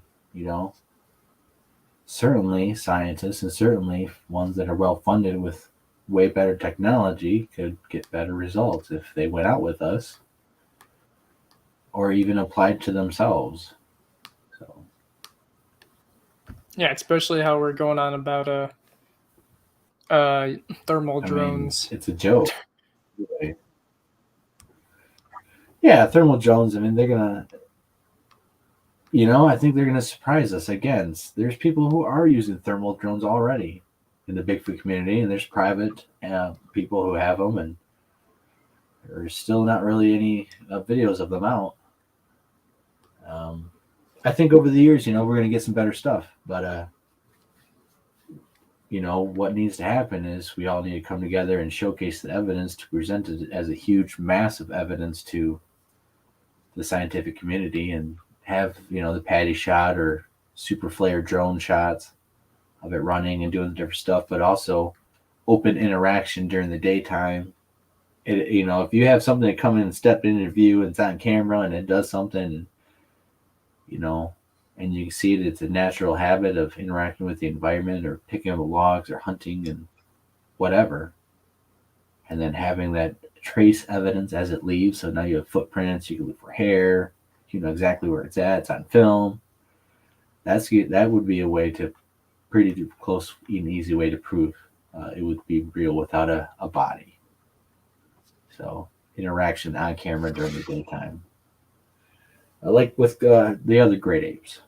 That should be enough to prove, at least in one sense, that at least it would turn heads and scientists would definitely pay attention. I think the other step would be a body for that, but enough scientists would pay attention that it would change. So, that's the goal. That's the as we discover what else is out there, because there's other cryptids out there. I have seen a dog man. Is what it's the name of, but in reality, to me, it was a wolf that crossed the road and stood up and ran on its hind legs like a person through the field. And again, in a place where people would laugh at you if they thought a Bigfoot was there, let alone this wolf creature that gets up and runs away like a person. So there are things out there that are certainly mysterious and wild, and we're on this journey to discover the truth and hopefully present evidence to you guys of it.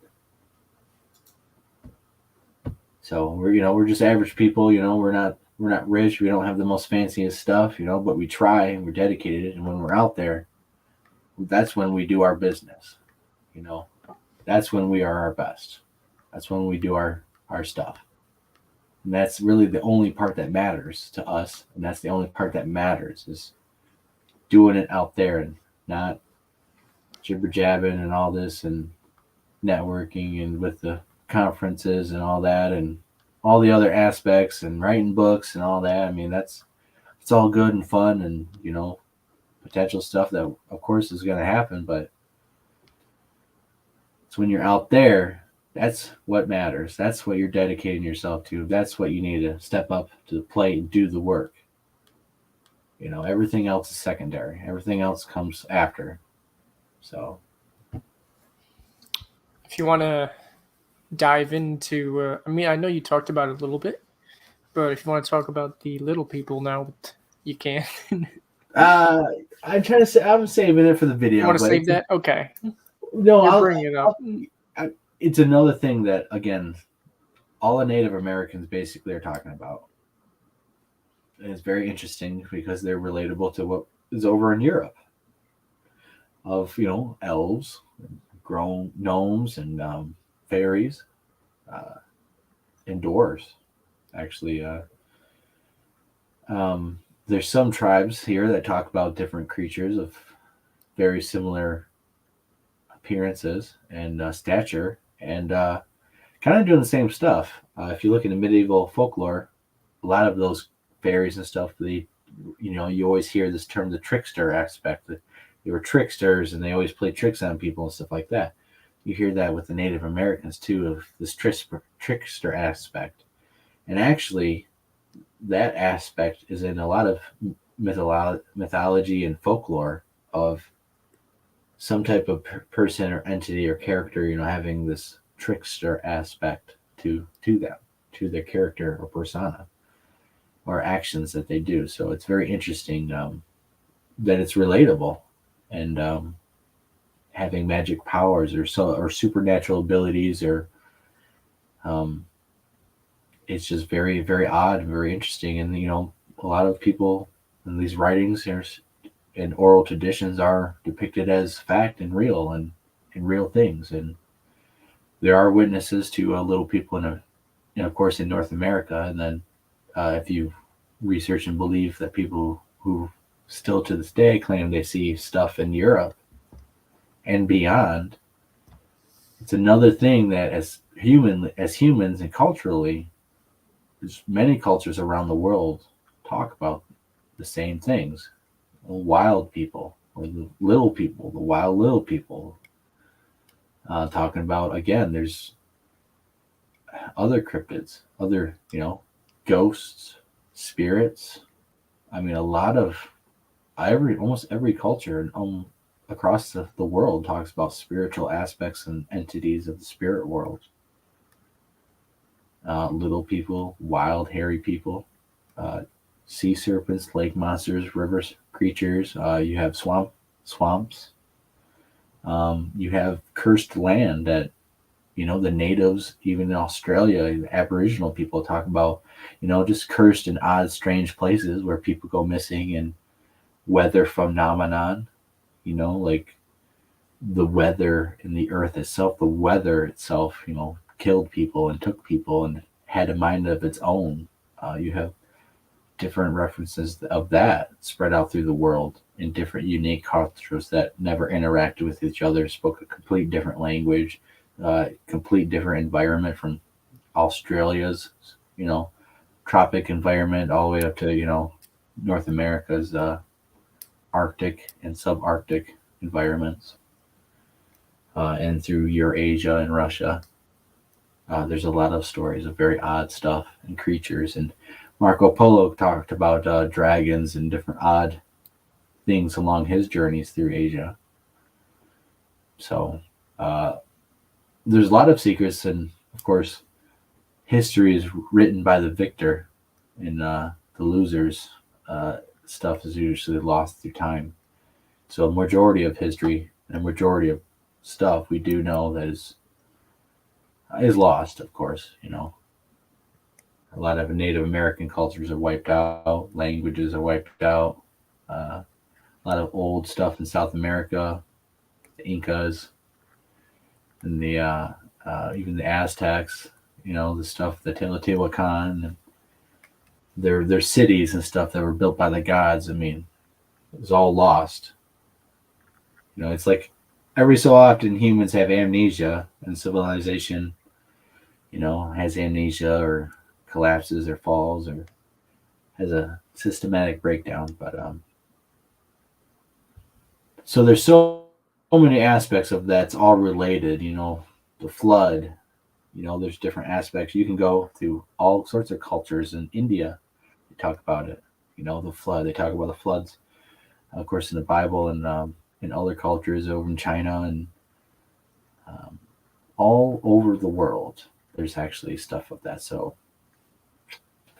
what can you say? If they're all talking about the same stuff, and it kind of extends a little bit of credit, because that's a lot of different witnesses, and then they didn't communicate with each other, and yet they're talking about the same stuff.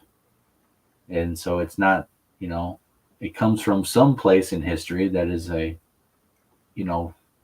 what we remembered and what happened and stuff, and brought down through different cultures, or their very own interactions with what they dealt with in that region of the world. So the world is, magical, if you really want to look at it. And it's hard to fathom, it's hard to believe, but I definitely think it's a lot of natural aspects of natural things, and some spiritual things, of course, because my personal religion, the Bible and God and Jesus, tells of certain things like that. So there's a lot of stuff going on, and it's all behind a curtain that we just are blind to. It seems like the veil, as they would say. So I don't know. All I can say is we're gonna, research, and as the evidence comes forward, and we'll present it. And if there's paranormal stuff, we're gonna have and show it, talk about it, like the orbs that we've experienced before. So UFOs and Dogman. It looked pretty natural to me. It didn't nothing paranormal about it, except for he got up and ran away on two legs and crossed in front of the car and looked right at us, and did it on purpose. So there's stuff out there. Are you ready for our winter camp out and possible Bigfoot Dogman interaction? Who knows? Orbs or UFOs or lake monsters, river creatures. What do you think about all that stuff as we're gonna plan into the next year? I'm as ready as I'll ever be. As ready as I'll ever be. I don't think you can really be ready for it. No. I think I've been working out, trying to work out and train. I meant seeing it, but yeah. No, physically, if you preparing ourselves again for these interactions that we have out there. A normal person who's doing the average stuff, maybe not working out at all, and they go out there, it's a traumatic experience. And as researchers, when we experience stuff, we get very heightened emotions, we get very excited, and we got to learn to control all that so we can operate and try to get focused on what is happening, trying to get evidence and trying to interact and try to figure out and have all these theories of and trying to prove stuff.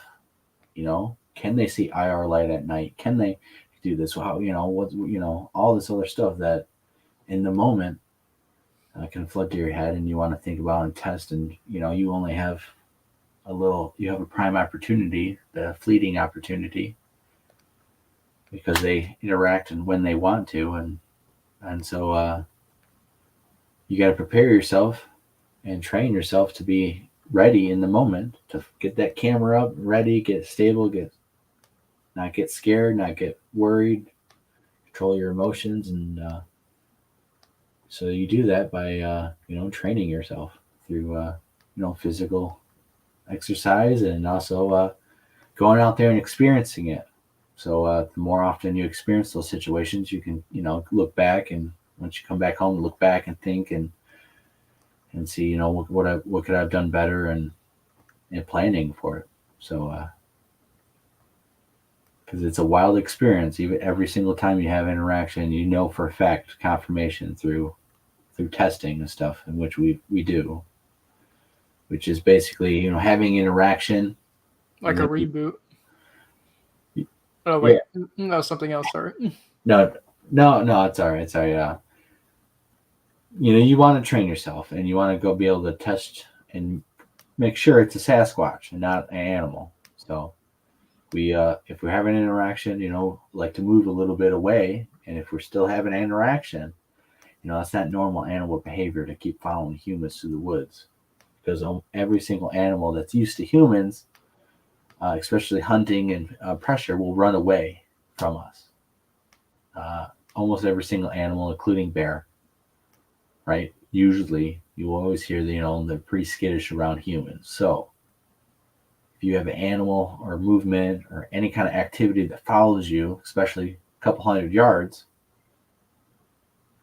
paralleling you, throwing stuff at you, doing Sasquatch stuff, that is a step in the right direction, where you can kind of confirm, this is odd behavior. This could be a cryptid. This could be a Sasquatch. This could be something, not normal. And then you want to confirm, and you want to try to capture this stuff on camera and audio. And you're going to be excited, and the group is going to be excited, and it's going to be talking, and stuff's not going to be caught, and everyone's going to be, and so you got to calm yourself and work at it so that you can, get the evidence, figure out what's going on, strategize and plan for the next step, and hopefully have a little luck on your side, because that helps. Definitely helps. So I'm ready for the next year, James. And we're going to have the first winter camp out here. It's going to be fun. It's going to be very interesting. And it's going to be the start of a whole year of expeditions. And we're going to do open campouts, of course, with Rob and other independent researchers that we're going to invite. That's going to be invite only, our Michigan researchers. And, of course, we'll have a little bit more open. Do you think we get Bob Daigle to go? Yeah, of course. Of course we can. Well, I know he's getting old, and certain seasons. It's Bob's old man. He's yeah, exactly, and stuff. So when the weather's right, of course, get out there with him. But right now it's going to be winter. It's going to be cold, and we got expeditions planned all through winter for our members and. Potentially others who might want to go. So be on the lookout for that, because we are interested in inviting people out and experiencing stuff with us, because especially researchers, because it kind of confirms as another witness to what's happening out there in the woods of Michigan with the Lost Cryptids Conservatory. And so, we're going to take people on the same journey, and it's just going to be another confirmation. And so try to get the evidence, trying to get footprints and physical evidence, of course, and stuff on film and audio, which we have a number of stuff. We have a lot of wood knocks. We have a number of wood knocks and stuff being pushed over. A lot of stuff that unfortunately wasn't caught on our cameras because, again, of discipline through the group of talking, or maybe a camera was turned off at the time, or different angles and stuff. But a lot of stuff happened. A lot of good stuff was caught, and it's very interesting. So a lot of stuff is still kept under wraps is from the UP because of we're gonna wait for the documentary to drop. Jason Kenzie's Searching for Sasquatch.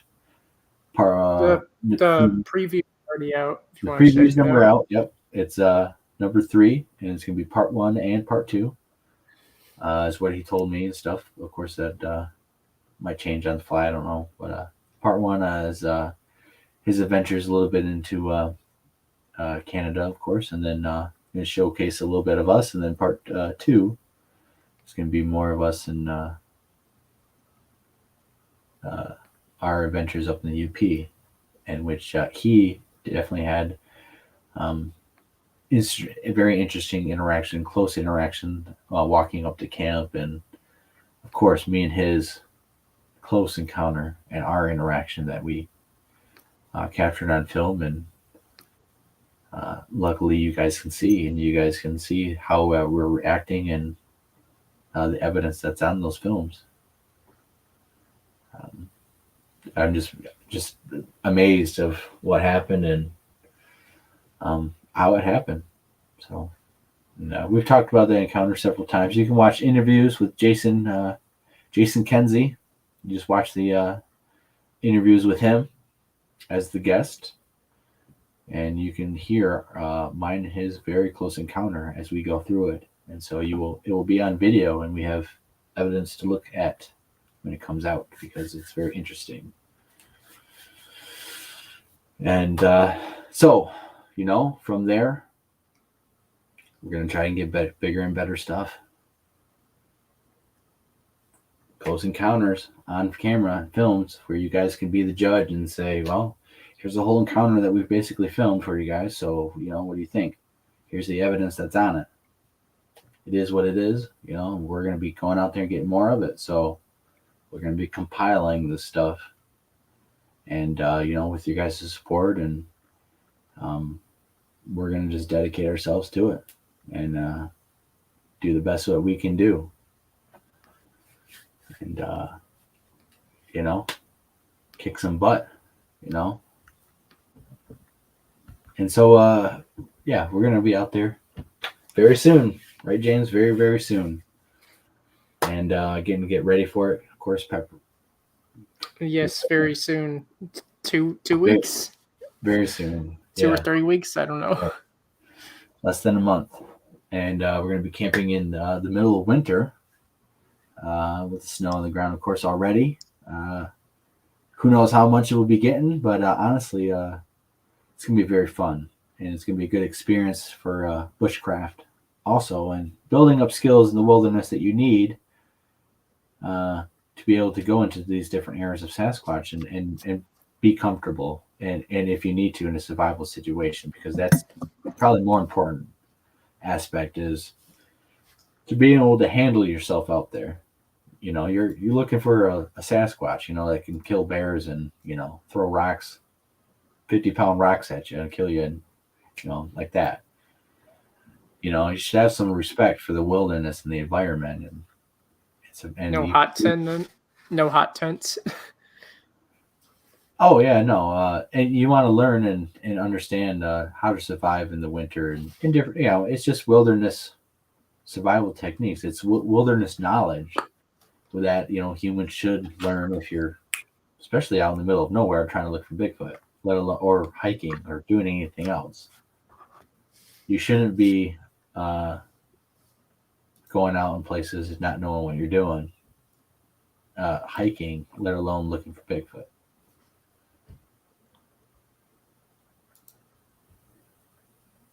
Hot tents, yeah, possibly more like tarp tents, hot tents, or right next to the open fire, of course, with overhead shelter, and it really depends on where we're at, what the spot looks like.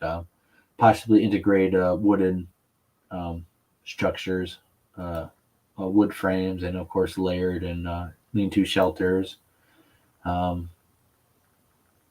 Be a nice setup with a nice big fire, of course, and then getting out there researching, setting up equipment, and hopefully having interaction and footprints. But exploring the area and exploring different spots in winter. Now that the canopy, of course, is all gone, so you can see and peer, you know, very far. And at nighttime, of course, should be able to hear stuff a lot better. And it's going to be a great experience. So, might be a little dangerous. In fact, it would be, of course, because you're going out at nighttime during winter. So, you have to be prepared. We will not be using a metal wood burning stove. That's too expensive. Not a good one, anyways. Not the one that you would really want. No, actually, we're gonna try to do primitive kind of camping, really. But actually, they're not really that hard to make. You could just have a bunch of rocks and make a deadlift stove, or even chunks of metal, which I have. So if we really need to, yeah. Basically, we'll be set up with a couple of tarps and stuff. So technically, yeah, it would be a hot tent too. It depends on exactly the weather and what is going to be most comfortable for us. So it depends on the situation, depends on the weather, and you know, and that's how bushcraft is, and how, you know, you would, you know, set up, and so it's gonna be a good learning experience and stuff for all of us, and which is, you know, how the wilderness is, you know, is a very big teacher of many different aspects and life and of everything, not just Bigfoot, you know, of your own, and finding your own self out there. You know, a lot of people consider it very spiritual in some ways. So I definitely do when I'm, you know, in the middle of Florida on 168, and I'm going to go out by myself in the middle of the woods and experience that environment throughout North America, because of, you know, you hear about the explorers and all this, and the settlers first coming through here, and big game hunters. And of course, my grandpa was a big game hunter and hunted in a few states. And of course, he passed away long before I was born. But I definitely would have picked his brain about Bigfoot, and who knows? But and so going to these different environments throughout North America, of course, as the years go by, as we have planned, yeah, it's going to be an awesome experience. And I think everyone, should have fun and respect. And, when you talk about actual wilderness environments, there's a lot of power to it. So, and these things are definitely masters of it. So, respect must be given.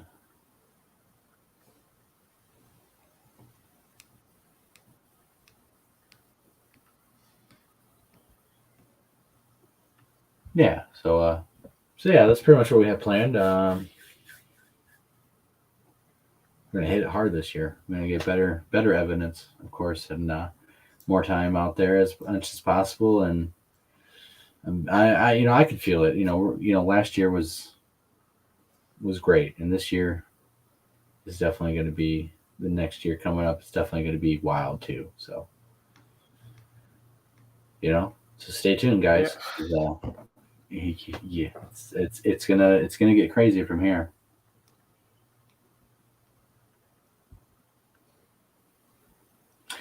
So I'm excited about it, James. I know you're excited. You're ready for it, and so is Tyler. It's gonna be us three out there, and we'll be doing a lot of work. So we're going over a checklist and preparations, and we're gonna do an inventory, maybe of stuff, because we'll be eating out there. We're gonna be making our own meals. Everything is gonna be what we pack in, and potentially have to walk in too. So might have to make multiple trips and pack stuff, and it's gonna be fun. So Fun.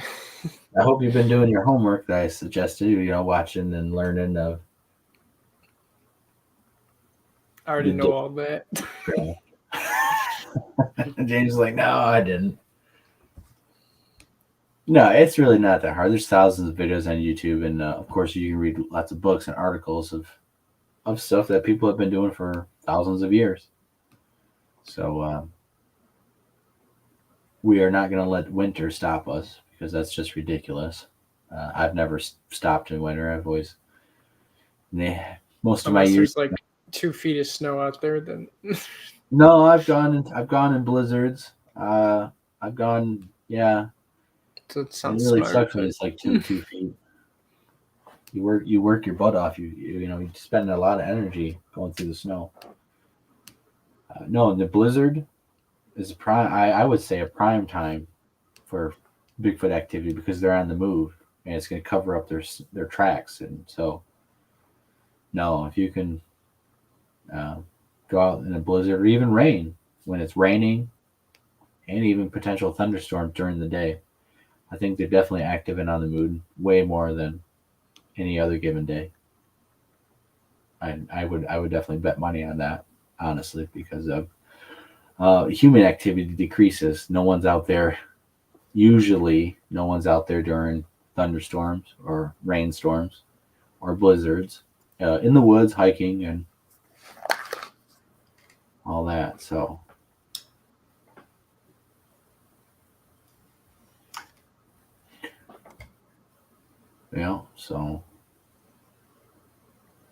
yeah, it's gonna be a fun year. It's gonna be a fun winter. I love winter, and maybe we'll do a little bit of small game hunting too. Get a couple squirrels for us to cook up. That wouldn't be too hard to do, honestly. Of course, all legal. Already got the tags and game license, all that. So yeah, it's a possibility. Just have to bring the 22 out there. I'm pretty sure you could. It'll be hunting season up there still. If you. Oh yeah, I know it is. Want to shoot a deer? They changed muzzle loading to rifle. That would take up a lot of time for us to do. Like that's yeah, that would be very time consuming, and it would just take all our time and focus to process and to cook it up and preserve it and Well, no, you prepare it just for take it to hauling. one of those butcher shops and then come back next week and get it. Again, a couple hours and it's Yeah, I got it. a squirrel. You shoot and probably put in your backpack and then take a knife, skin it, or get the meat from it and fry it up. It's a lot less time consuming and effort to than dragging a deer out of the woods. Depending on where it's But at. if you guys really wanted to, we could definitely set up a camping trip and do that. I'm good. And Bigfoot on the side. No, I definitely am open for that idea for sure. Maybe next actual gun season and bow season. I got to get my bow restringed. I'm gonna probably get a new one, but I definitely want to bag one with my old recurve. I don't even have a bow, so. Yeah, it's I can't remember the guy who. Very famous guy from the South, kind of like a Fred Bear, but he made some bows, and this is like a 1965. Can't remember what it's called. It's anyway, no, his brand, his name, because it's his name. Oh, okay, yeah. Fred Bear bow, no but his name's not Fred Bear. Anyways, it's a very old bow that I wouldn't mind bagging a deer with it, and of course getting newer stuff. But because hunting, people hunting, they see Sasquatch is actually pretty high up there in the Michigan database. So we should engage in that activity if it shows to have encounters. And I know we all do that on our own. James, you go hunting. I mean, I go hunting, and I know Tyler goes hunting, and of course Ernie goes hunting. Yeah, Ernie and everyone else. So yeah, bag us a couple squirrels on the trip. Wouldn't be too bad. Or a rabbit. Honestly, a small game license. We could shoot a couple of things to eat. I wouldn't shoot anything if I wasn't going to eat it up there, of course. So yeah, what else unless would you do? it's for defensive purposes, of course, for something. But no, that's how I'm a real big stickler about it. Is if we go shoot squirrels and stuff, you're going to eat that squirrel. You're not going to waste it. You're not going to just throw it away. I've been with people who've done that. Oh, you have? Okay. It disgustes me, or they take it home and they just don't do nothing and just oops, I didn't do nothing with it and stuff. So I'm a very big stickler about where you want to shoot and safety, because I've been out with people who've as I already killed the squirrel and I'm retrieving it underneath a tree, they're up there shooting at it above me at a squirrel in the tree.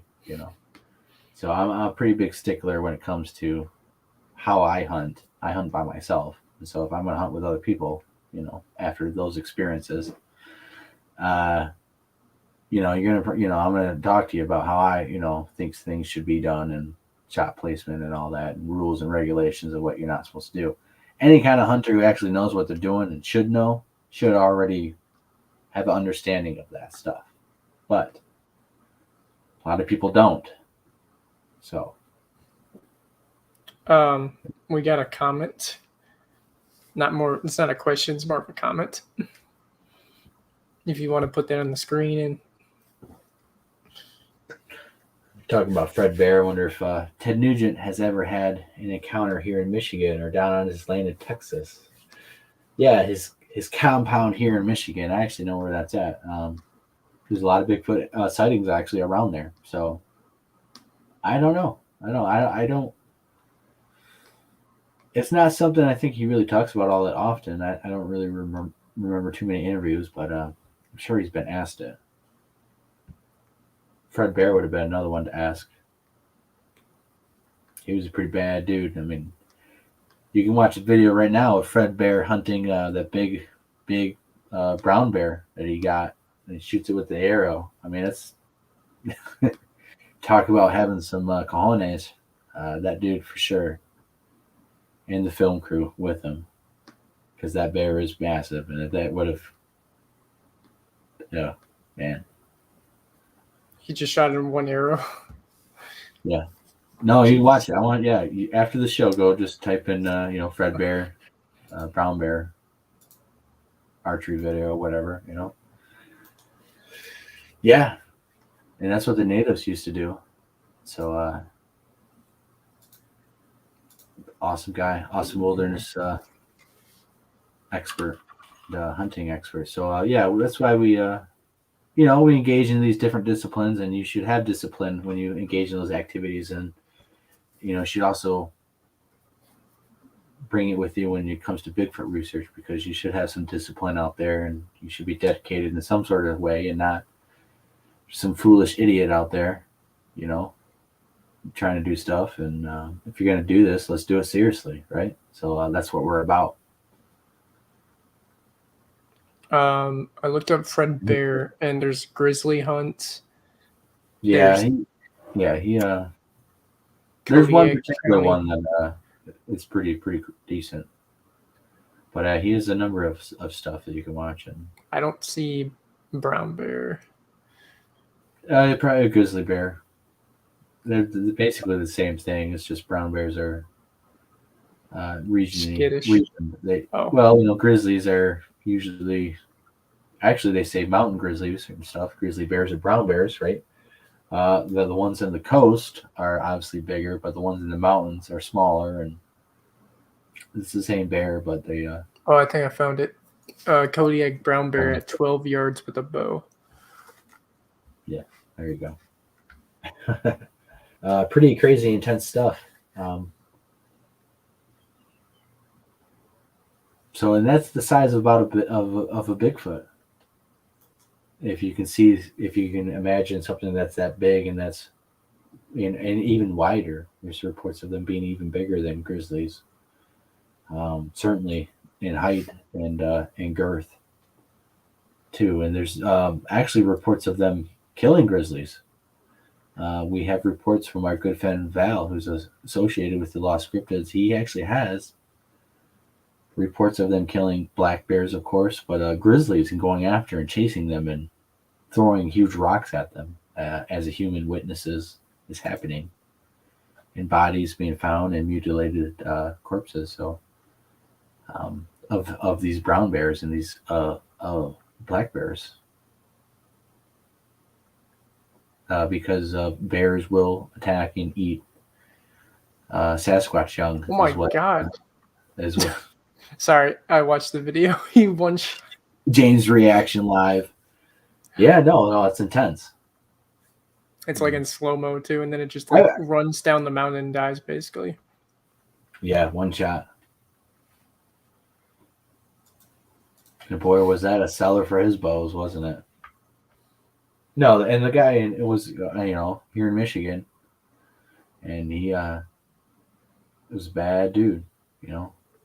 A lot of those old folks were, and they knew all this knowledge of woodmanship and being able to survive out there and hunt and live off the land. It's a lot of it is lost to modern people in modern society, especially city dwellers, city boys. So getting back to kind of those aspects, we try to discipline ourselves because of it involves the wilderness, and we try to study things that are in the wilderness. So we want to be prepared and be able to be safe out there, whatever happens. And there's a lot of stories of, you can just look at regular people hiking, getting lost, being in survival scenarios, mountaineers engaging and doing stuff, all sorts of scenarios that happen in every single day of life of normal hiking in the woods, normal on the trail stuff, normal stuff that people get into wild situations. And so now we're looking for Bigfoot, and now we're doing the same, going off trail, okay, going into deep wilderness environments, into swamps, into some pretty crazy, nasty, and formidable and scary stuff, at nighttime, during the day. But now we're doing it at nighttime, and Down in the swamps of Florida next to alligators and poisonous snakes and spiders, half the size of your hand in your face. You should probably, have an understanding of the woods and being prepared and how to kind of, survive if something happened out there and you're caught off guard. Now, I go off by myself a lot. In fact, I go out a lot by myself. It's just how the schedule is with the kids and stuff. Sometimes I just have an opportunity and, I get to go out and do it for a couple hours then and there. And if I'm out by myself and something happens, it's up to me to survive and get back home. So that's how I am. And that's why, I'm trying to, spread and reaffirm it to our members and other researchers and people who want to do this, because it's not, something you need to take serious. Just no doubt about it. And it will only help you as an individual and feel more confident when you're out there and have a better understanding of the environment, the animals, in a situation when you're having Bigfoot encounters or other cryptids too. So James, we're gonna wrap it up here when it hits the 3-hour mark, I think. Anything else? I thought you were done. No, with the show, we're gonna shut the show down here in about. Well, 15. yeah. Like, I thought you were done like now. You said. No, James, I was just gonna ask if you have any other comments and stuff you want to just talk about real quick and get into for the last couple minutes of what we're gonna do. I'm thinking.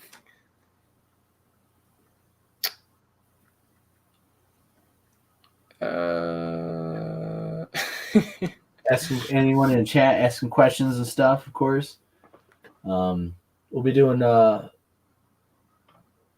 probably gonna be doing a show. I think it really depends. I if once the kids are asleep, I can stay up. There's no reason not to do a show, but we'll probably do a show next week on Saturday.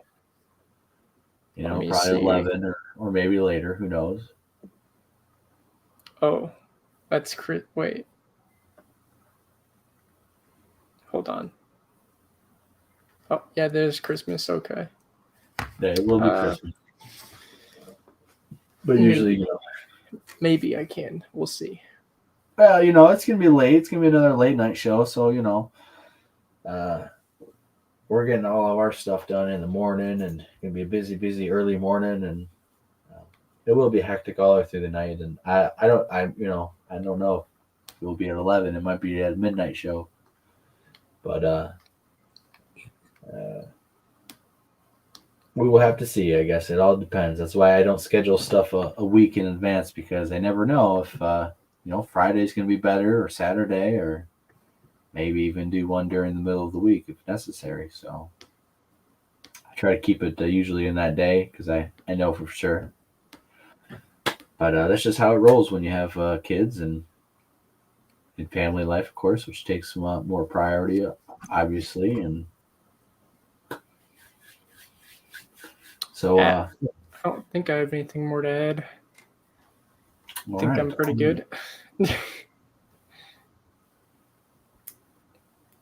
Yeah, we appreciate it. We appreciate everyone who takes the time to watch this and show their support, and in the comments, it really drives us to do a lot more and better. And it definitely is help. It helps for sure. So thank you everyone for taking the time watching this and showing your support. And if you're not subscribed, subscribe to us. And we have a Facebook group here on obviously on Facebook. We have a Facebook page, and we do not have merch at this time, though.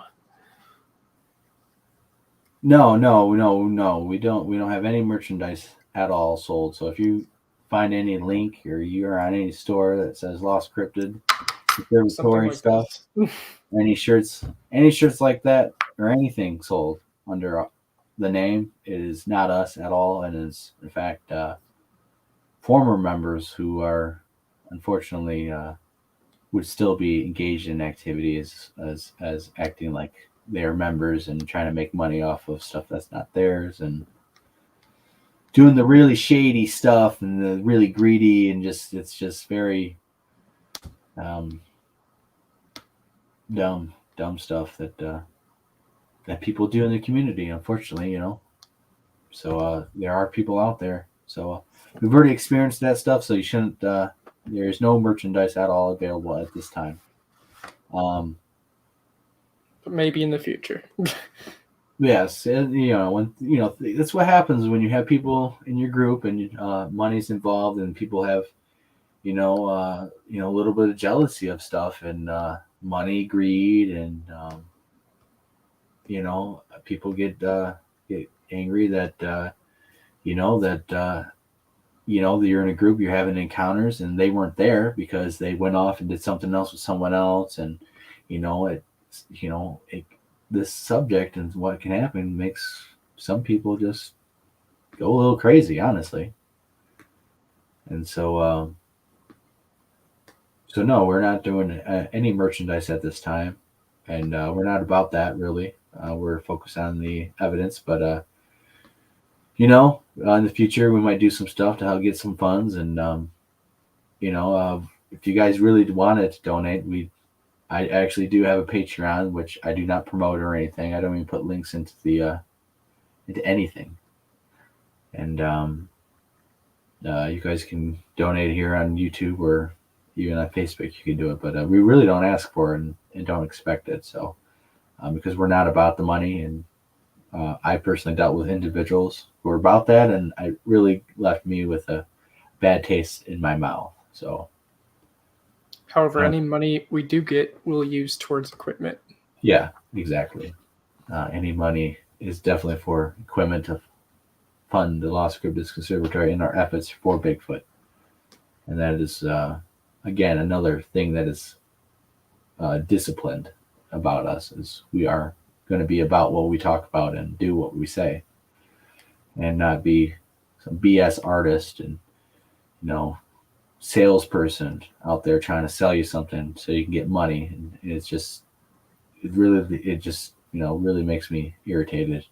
And having experienced people trying to actually steal the lost cryptids as that they could, or as sabotage and do all sorts of truly just insane stuff because of as individuals, people are like that, and people suck.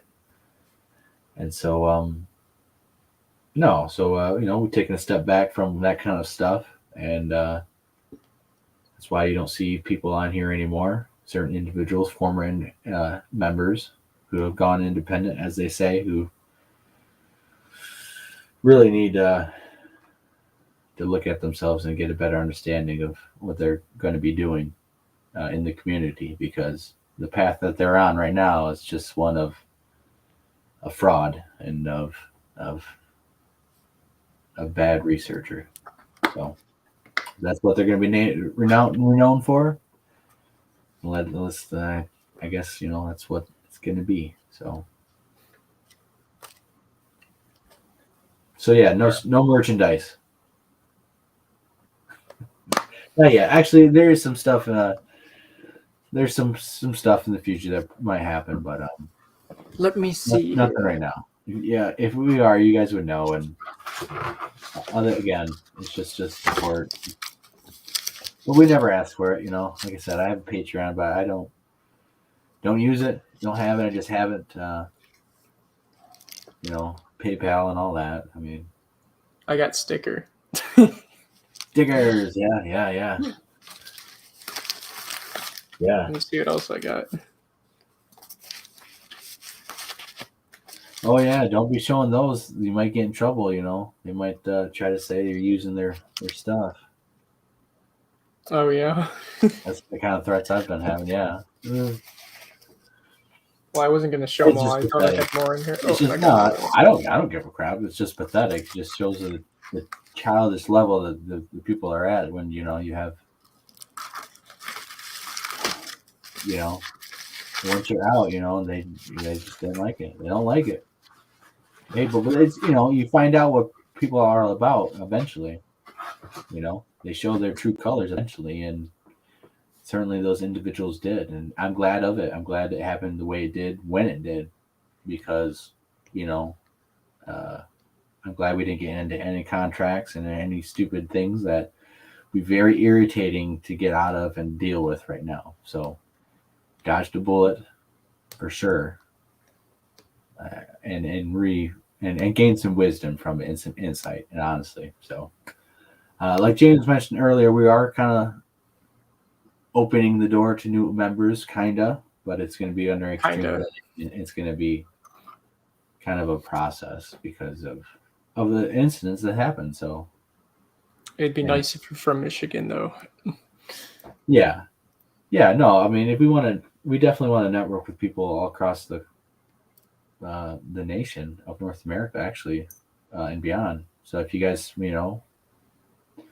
have evidence you guys want to send us or encounters and stuff, we are opening and taking reports. And for new members, of course, yeah, that's going to be a process, and it's going to be a slow one because of how I feel and stuff that happened. But we got great members already, and we have enough to really do what the job we need to do, honestly. But we are more open to hosting researchers coming in and camping and having expeditions with us, of course. And we're going to have opportunities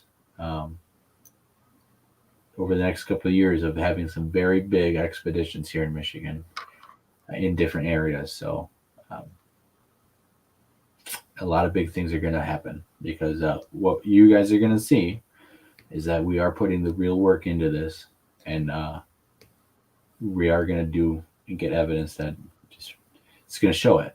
We're not going to spend another 50 years doing the same old. We're going to go out there and get the job done. That's just how it is. That's my mindset. Is I'm going to put work into it and do it. I'm not going to go out there and camp and lounge in my chair all day and enjoying the nice. But that's so much better. It is better, but we're gonna. I'm just. I got a fire. I got a passion about it. I'm determined. I'm still young and spry. I've had a lot of encounters. I've actually I feel a lot of experience in it. We're gonna do this, get the job done, and not pussyfoot around, and not be a fake researcher, a fake expert who really ain't doing the work. They're just camping, glorified camping, and then we're gonna go out and Bigfoot. Okay, so there's a lot of good researchers out there doing the good work, and there certainly is, and a lot of good evidence out there that doesn't get its credit, doesn't get seen. So, but unfortunately, there's a lot of people out there who I say are more fake and are more exaggerated than what they are known for. So, we're going to burst that bubble, and we're going to do the work, and we're going to show it, and anyone who comes along with us on our adventures is going to be expected to pull the weight and do the same.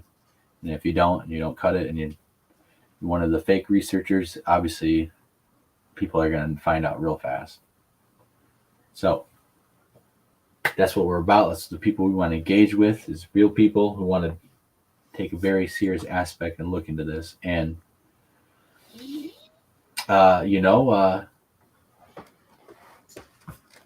all for it. So about 2 minutes left, minute and a half left, guys.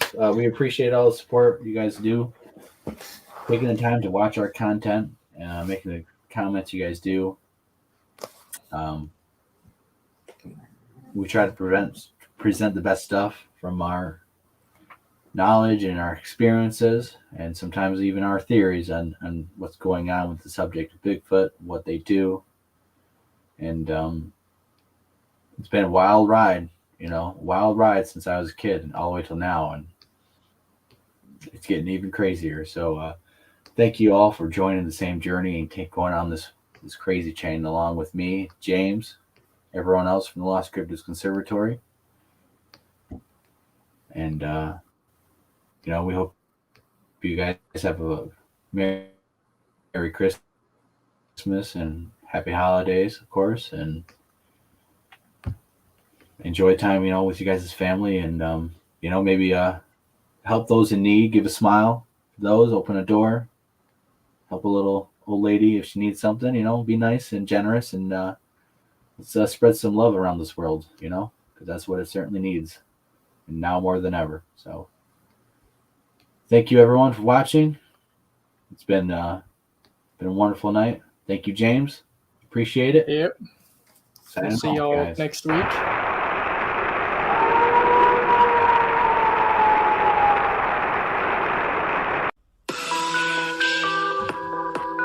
The Lost Cryptids Conservatory, where we will shatter your reality to bring you closer to the truth.